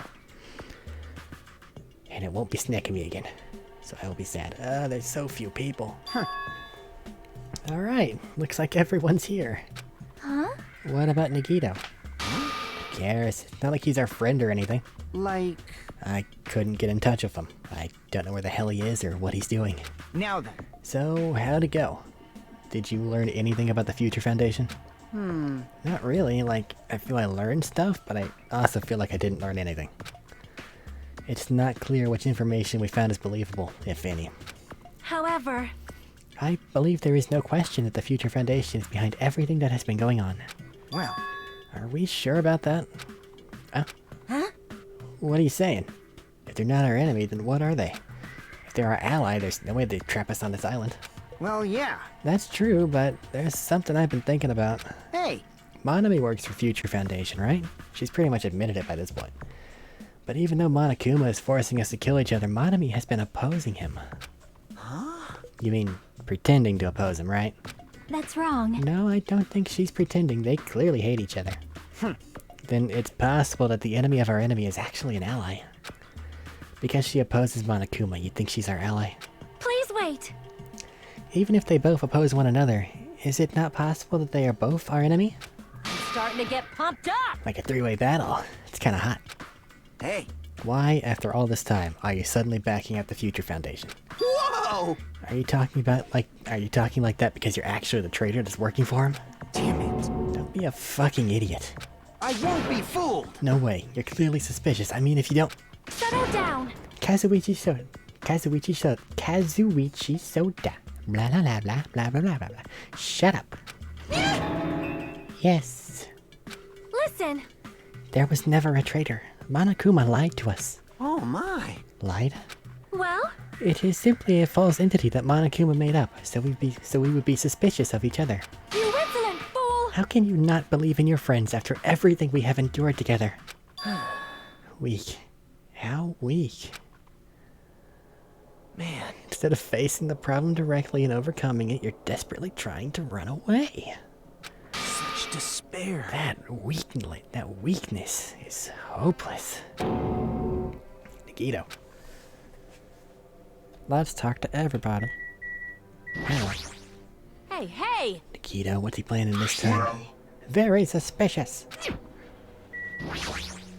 It cannot be. What Nagito just said. Please wait. Is he implying that believing in each other is a weakness? That's absurd. Hold on, does talking to Akane now going to often prompt Minimaru? I am now more willing to talk to Akane. Jeez. Nagito's a pain in the ass, but is there anything we can do about Kazuichi's idiocy? He doubts everyone so easily and never apologizes for it. Well, I guess I'm used to it. It's Yaki. The timing of his arrival seems planned. It seems like he might have been watching our actions, maybe. Huh? So there you are, Nagito. We didn't invite you here, you annoying bastard. Well, come on. It could be of use. Potentially. Nagito, where have you been this whole time? Jeez. I wonder where your thought process wandered off to. As usual, you guys just keep running around in circles. What are you, hamsters? Oops, if I compare you guys to hamsters, will I get yelled at by that weakling who dropped out? That is... What does that... Now then. You asked where I've been this whole time, right? Well... Well, I was in the middle of looking for someone. Looking for someone? I thought that person might have already arrived, but I guess I was wrong. Or maybe that person's hiding in a secret location and carefully watching us. You... Who are you talking about? Are you saying there's someone else on this island besides us? It's probably the survivor of the killing school life. How about it? If so, a lot of things might start adding up, don't you think? Are you talking about Byakuya? He's the survivor you're talking about, right? What? Huh? Oh, I see. You guys have only reached that stage. What stage? You're not making sense at all. Not making sense. Thank you, Minomaru. Jeez. But still, if you think about it properly, you might be able to figure it out. Why would Byakuya, a survivor of the killing school life, die in vain like he did at the very beginning? Right? Don't you think it's strange? What does that mean? That is an order! The issue is not with what he means. Please take back what you said about... Please take back what you said about Byakuya dying in vain. That's right! Yeah, listen to Miss Sonia. Well? You've been acting very strangely lately. I do not like this version of Nagito we have been witness to. I don't like you either. Well, I never liked you in the first place. This is trouble. Looks like I'm being hated. Well, that's understandable. There's no way you guys can even comprehend my suffering. Well... Knowing the truth can be pretty painful in its own way. The truth. What truth? What do you know? Curious, are you? But why don't I tell you guys that? Why don't I tell you guys that after we found who the traitor is? Huh? Actually... To tell you the truth, I still haven't figured out who the traitor is. But it won't take me very long. You guys don't have to worry. I'll weed out the traitor, even if it costs me my life. What? Going to weed out the traitor. Please wait! As I've already said, there is no traitor. I bet in the end you're just gonna raise your hand and go, I'm actually the traitor, right? You're a funny guy, Kazuichi. But why don't I tell you guys that after we found out who the traitor is? If I'm able to wipe out all the despair on this island, will I? This is exciting! Will I become the ultimate hope? Ultimate hope. You... What the hell are you talking about? Have you finally lost your damn mind? Now then. I should get going, but if you see Monokuma again, there's something I want you to tell him. Tell him he doesn't need to provide a motive anymore. Huh? Tell him not to worry, because I'm planning to go all out. Besides, the next one will probably be the last. Could it be? Nagito, what does that mean? Bye now. Bye. Nagito ignored Chiaki's question and left us. We were powerless to stop him. It was clear to us that trying to stop him would just be useless. Hey! I don't want to think about it, but could he be planning a kill? Are you kidding me? Who's he gonna kill? Damn it! Based on how he was talking, it looks like his target is the traitor.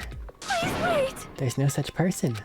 I mean, the notion that one of us has been deceiving us all along. I'll never believe that. Like Sonia said, I can't believe it either. I don't think any of us could do that. But what if it's Nagito? Or what if whoever it is has forgotten about it? What if the traitor has forgotten and the traitor? Just like how I forgot that I don't have a talent.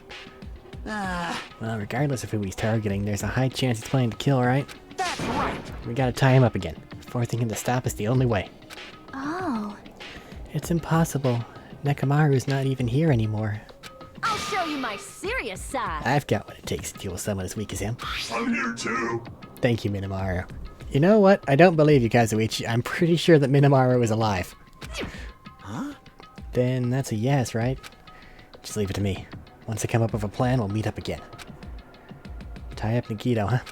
Kazuichi's right. It's dangerous to let him wander freely. If we're being cautious, we have to act fast.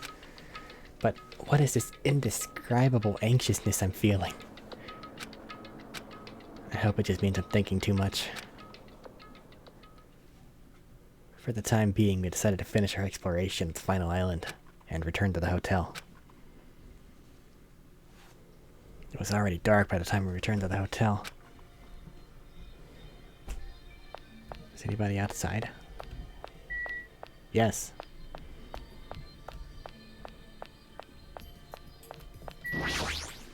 Jeez. Even her ignorance has a limit. What are you talking about this time? Huh? Sonia. She had the nerve to say she wanted to check out my body. Your body. Bastard! I think about weird things. It wasn't like that. I don't know where she heard it from, but she came up to me and said, real Yakuza are supposed to have tattoos, so show them to me. Ah, so that's what it was. Damn it! It's not funny for her to tell me to strip right in front of her. Who does she think she is? Besides, tattoos aren't supposed to be gawked at. I'll do Nekomaru's share of grunt work. Leave it to me. Pretty confident about my strength. As long as nobody grabs my tail, there won't be any problem. You have a tail? You. Obviously, I'm joking. Obviously. I see. Don't be thinking stuff like if you want to see a tail, I got one if you grab it. It'll get even more powerful. That's a terrible joke. Even worse than a joke an old man would make. You know what? You were an angrier Goku. Actually, you're not even an angrier Goku. You're just Goku. It's all there. I didn't know it. I didn't see it until now, but whatever. Hey, Sonia. I believe that there is no traitor. Do you have a minute? It's not the issue. After all, it's impossible. Well? Why does Nagito not understand that? And furthermore, he even made an insulting remark about Gundam. Gundam gave his life, so he could teach us something important. Sonia. At the time, Gundam scolded me for attempting to stop his execution. But looking back on it, he would forgive me with a smile on his face, right? Yeah. Definitely. Gundam stayed true to himself until the very end. I will never forget that.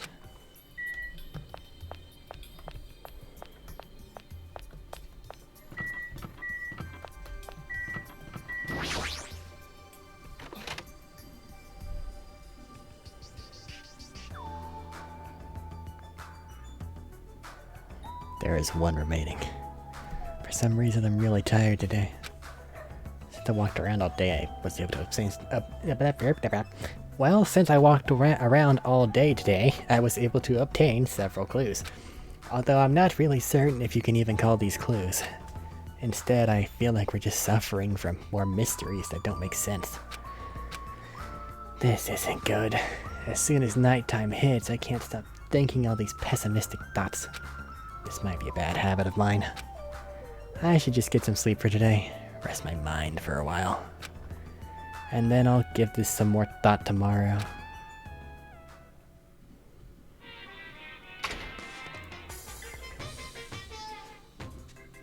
Actually, Words are extremely dangerous.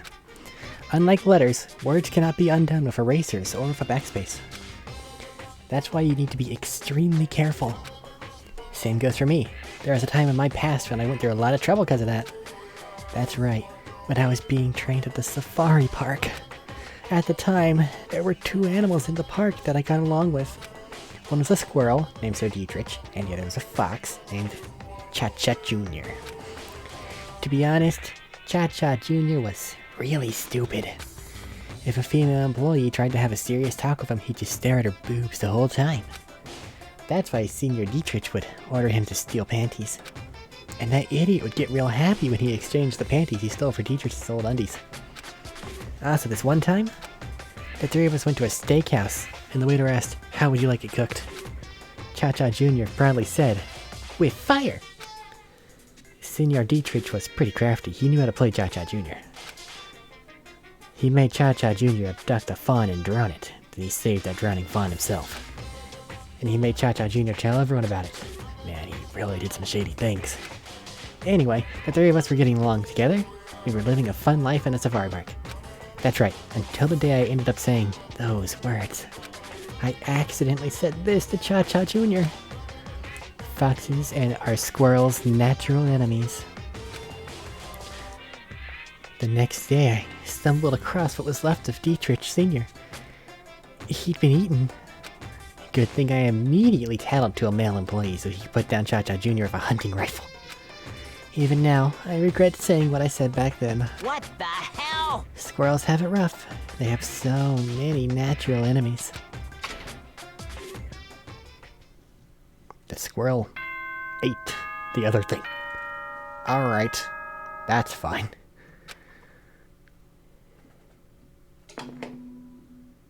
Ahem! Hope's Peak Academy School Trip Executive Committee has an announcement to make. I'm pretty sure that was the order of it. Honestly, I said the name so many times I have no idea which one was which.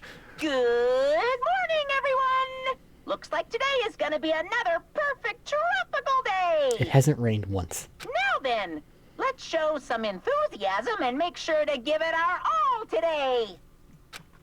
I'm pretty sure everyone's starting to meet up. For now, I should head over to the restaurant. Still not in free time, we keep trucking on.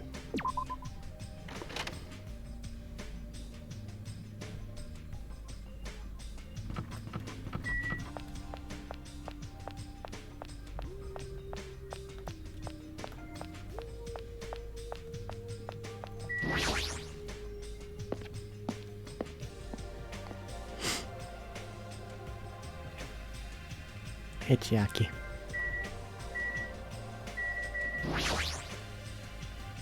Yeah, that's fair. Hey, Chiaki. Hey. Chiaki.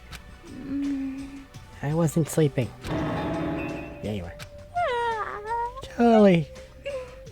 Not sleeping. I was playing a game. You were sleeping while you were playing a game?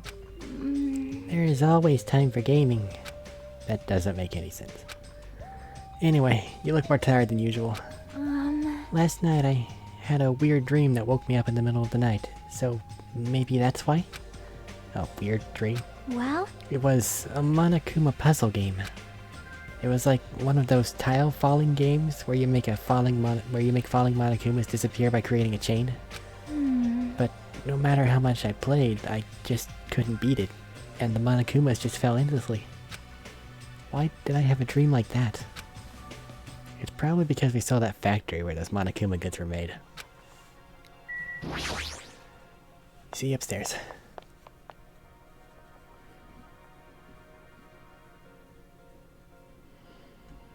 I just may check it out. I'm already eating. As usual. Well, I might as well get locked in a place like the Well, we might get locked in a place like the Funhouse again. So I gotta eat when I can. Eat well, shit well. For now. Okay, now that we finished our breakfast, let's just jump into the main topic. Still eating here. I just got here. I haven't had a chance to eat anything yet. It's okay, I'm pretty much done. You selfish little... You know, right? And of course, the main topic is about our plan to capture Nagito that we're supposed to carry out today. It cannot be. Are you really going to do it? Of course, I spent all night coming up with this plan. That means I haven't slept for 2 days straight. Don't you think my effort should count for something? Hey, bastard! We get it. Hurry up and spill that plan of yours already. Well, I thought up several plans, but in the end I figured out a straightforward plan would be best. One of us will be the decoy who lures Nagito into the lobby by telling him we need to talk to him here. By telling him we need to talk to him there. Okay, wait, we have a serious problem here. The first time, Nagito didn't care about being captured. So we got away with it. And now, though, he is the ultimate at luck. I have to say that it would be very unlucky for him to end up restrained and unable to carry out his plans. I do not believe that our operation will succeed, as he is chosen by God. And then, at the best possible moment, the 2 task force members will move in and swiftly capture Nagito. All right! So that's the plan. What do you think? It's easy to understand, so I'm cool with it. Anyway, are there any bananas left? You... So now I'll present each of you with your role. Of course! Since it's my plan, I'll take the role of commander. I won't let anyone object to that. Hey. But commander sounds like the most fun. Hey! Didn't I just say I won't let anyone object? Right! Next, I'll present the 2 task force members. These big roles go to you 2, Fuyuhiko and Akane. Yep, sure thing. Jeez. Got no you're choice. pathetic. You know, right? And the person burdened with the core of this plan, the decoy, who has to lure Nagito. I'll give that role to Chiaki Nanami. No way. I happen to agree. What'd you say? So... I mean, it's not like I ever agreed to this plan. Hey! It's gonna be fine. It's not like you're gonna tie him up, you're just gonna lure him. Well... Besides, there's no way I'd ask Miss Sonia to take on such a dangerous role, you know? So please, I'm begging you. Hey! What a rude way to ask for help. If Mahira was here, she would have beaten you up. You... I mean, you did say earlier that you definitely can't accept killing. Isn't that right? I need your help to stop another killing. Hey! And didn't I just say I'm begging you? Why are you snapping at her all of a sudden? Oh. Fine. All right! You gonna do it? Alright, then this lineup is perfect. Hey, Sonia and I haven't been given roles. What should we do? Sonia has the role of princess. That does not make sense. For now. And you're on shore duty. I want you to supply the rope we need to tie up Nagito. Bow down. Denied. Whoa! Why? Listen. If Hajime has nothing to do anyway, he shall accompany me. Miss Sonia? Like I said, he needs to supply the rope. You must not. This is not a request. This is an order. That is an order. An order, I tell you. There is somewhere I must go.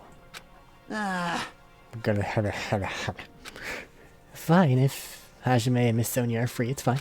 I'll leave that matter to your discretion. Good. Repeat that. Damn it! If Hajime and Miss Sonia are free, it's fine. To object so forcefully. Where do you need to go, Sonia? I shall tell you in due time. We will be discovered if I speak too loudly. What did you say? You're gonna be alone with Hajime at a secret place. For now. Damn it! We'll carry out the plan tonight. All of you, make sure you prepare your bodies. And minds. Huh? Is our commander going to be okay? His energy seems to have dropped pretty drastically. Let's all disperse for now. Now then, please come to the hotel lobby in 30 minutes. Yeah, sure thing. Why do I have to wait 30 minutes? Oh yeah, eating. That is fair. After our planning meeting had ended, I quickly finished eating my breakfast. By the time I made it back to my cottage, it was already close to the time I agreed to meet with Sonia.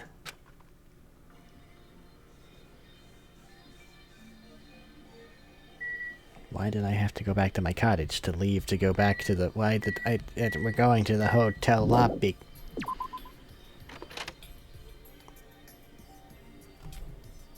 Actually, this is setting off warning bells.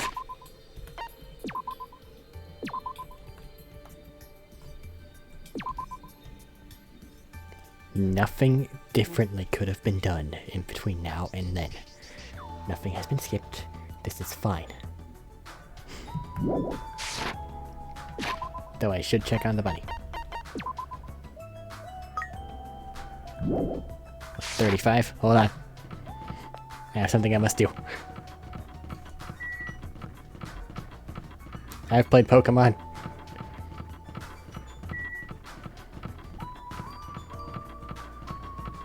There we go. Whoa. It's going to turn into a butterfly thing. Man, I was really more of a fan of the snake. Actually, 98. Fuck it. I'm just gonna do this for a little bit. The true way. Well, it really is a bummer. Gundam was fun. And him being gone. There's less of an aura of just crazy person having fun with it that I will honestly miss. Nekomaru didn't really leave. And honestly, having a tiny version of him that has the same amount of energy as he did, probably for the better. That's just Usami. It's not even Snekami, it's just Usami. Right, whatever. That's the most disappointing thing.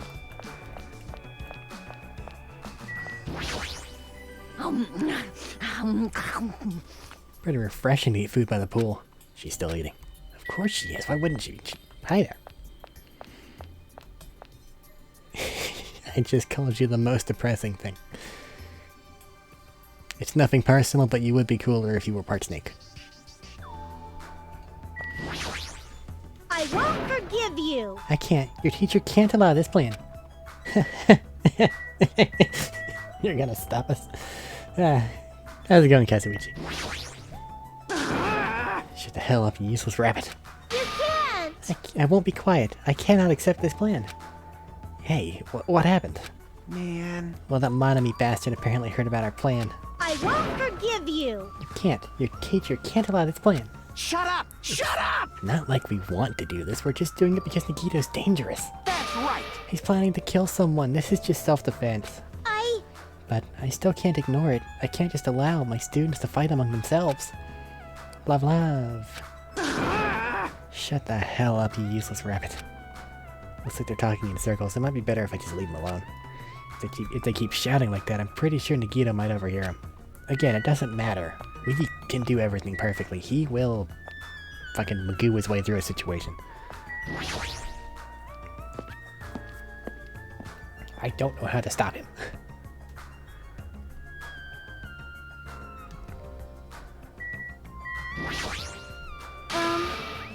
Hajime, you're late. I'm right on time. Wait. Should I have come a little earlier? A little earlier? In my country, you're severely punished if you do not arrive 13 minutes before an arranged meeting time. See, this is the thing. This is a real thing, too. Because there's an idea that you're supposed to arrive early to things. Which, if you're part of the setting it up thing, or anything like that, that's absolutely the case. But if you are scheduled to meet someone at a time and there is no preparation to be done, it is actually less convenient sometimes for you to arrive early. Because if things need done, the people working on it should have the entirety of their time instead of it being cut off an extra 15 minutes or something like that in advance. Being prompt, being on time is what's actually important whenever it comes to meetings. Not X many minutes early. Now, being late's inexcusable. Well, not inexcusable, obviously, but that's normally bad. But arriving too early is also bad. Which is why meetings are hard. For such an orderly country, 13 minutes is a pretty arbitrary rule. That is... I see. This is culture shock. Then I guess that can be overlooked. So, where are you planning to go? I just have to come along, right? Well? Of course. It is a place that pertains to this discovery we made yesterday. Jabberwock Island Development Plan? Did you find out something about it? How should I say this? After reading this document over and over again, I suddenly realized The Future Foundation was planning to rebuild a facility on this island to use as their headquarters. You're talking about a large administrative building on the central island, right? But I couldn't find a building like that anywhere. Maybe they said something about a different island? Do you have a minute? Or what if their plans suddenly changed and they had to use a different facility? A different facility. Well? Was there not a facility on this island described with the symbol of the Future Foundation?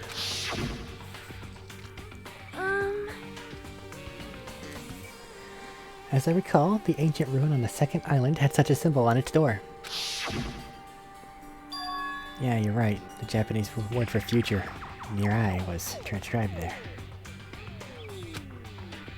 If that's the case, that ruin might be connected to the Future Foundation, right? However, the discrepancies in the document are strange, but there is no doubt that the ruin is quite suspicious. You're right. I'd completely forgotten about it after being locked inside the funhouse, but the possibility that that ancient ruin is connected to the Future Foundation is incredibly high. I knew there was something strange about that place. Sonia, after hearing all this, I want to go there as much as you do. I'll definitely come with you. Then, I may not be competent, so please be patient with me. Going to get on to me about being on time, and then you're going to talk about yourself being incompetent. Oh, that's right.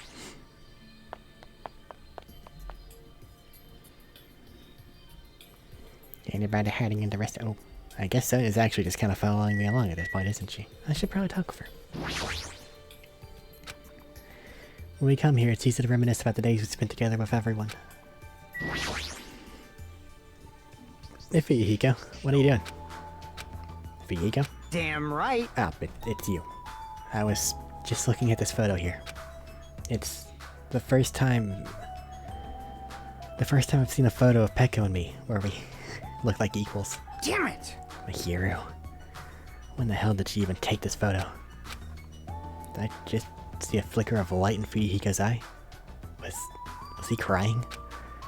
I think I should leave him be. Can I see the photo? The photo she took. This is bizarre. Okay. No, I may not look at them. Darn it. Oh well. These two still yelling at each other. Do you really think someone as unimportant as you is allowed to walk with Miss Sonia alone? Alright. it is strange, no? I allowed it. Damn it! Asami? Kazuichi won't listen no matter how much I tell him. But I won't give up. As a teacher, I must correct my students for good. Good luck. It's very refreshing to eat food by the pool, huh? Cool. Hey, Chiaki. Hey. Hey, what exactly does Kazuichi do as a commander? How should I know? Well, In games, commanders are usually flags. If you defeat the commander, no matter how many of their units are left, you still secure a victory. Even damaging the commander is enough to decrease the opponent's morale. As far as plans go, it's a pretty standard tactic. I'll leave that matter to your discretion. Wonderful. That plan has my seal of approval. Continue to target the commander. You're totally mistaking who to fight. What's the point of targeting Kazuichi? That is... You're right. What a shame. Shame. If Kazuichi heard that, his rapidly diminishing enthusiasm might plummet into the negatives. I don't know why, but I'm starting to feel sorry for him. To be unrequited.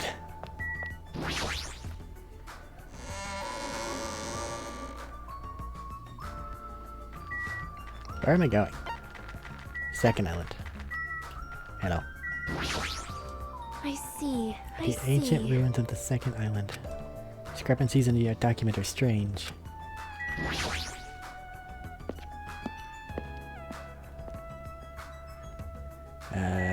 This way. Got it right.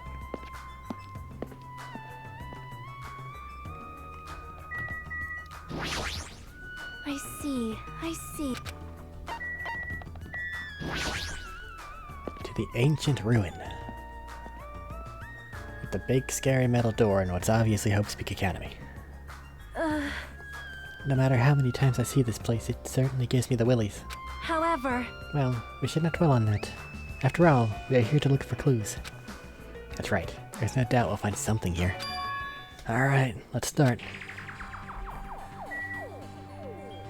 Can we just brute force the door open? Maybe. Liquid crystal display next to the door. That's probably it. This is probably the key. Door will probably open if we input the correct numbers. please wait. We've discussed this before as well, but it would be dangerous to test it haphazardly.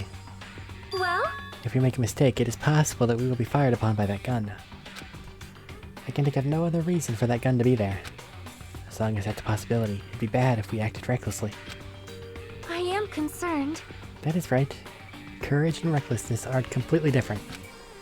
If you were shot by a gun like that, you'd have more holes in you than a Beatrice's nest. You mean a bee's nest? You are wrong. In my country, we use the expression Beatrice's nest. Anyway, right now we definitely shouldn't test it out so recklessly. I see. In order to open this door, you must find the password first. Or destroy the door with some kind of explosive force. No, I don't think so. This door looks extremely sturdy. It's definitely better if we find out the password instead. Alright, all I have to do next is find out what that password is. It's good thing we came here so we can at least find that out. You are right. The problem is, where do we obtain that password? When we first came here, even Monokuma and Monami said they didn't know the password. If they really don't know it, how are we supposed to find out? As usual, it's a mystery, huh? After finishing our investigation of the ancient ruins, Tony and I decided to go back to our cottages for now. And nothing was gained or lost. God, that was pointless. It's still in the middle of the day. Looks like I have some free time. Now then, what should I do? We should save the game. Right now.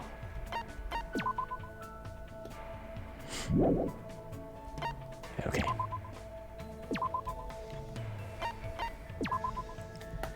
Alrighty. So that was a terrible trial. I have 1,000,000 coins I need to get rid of. Which is going to take a long time. I'm not looking forward to it.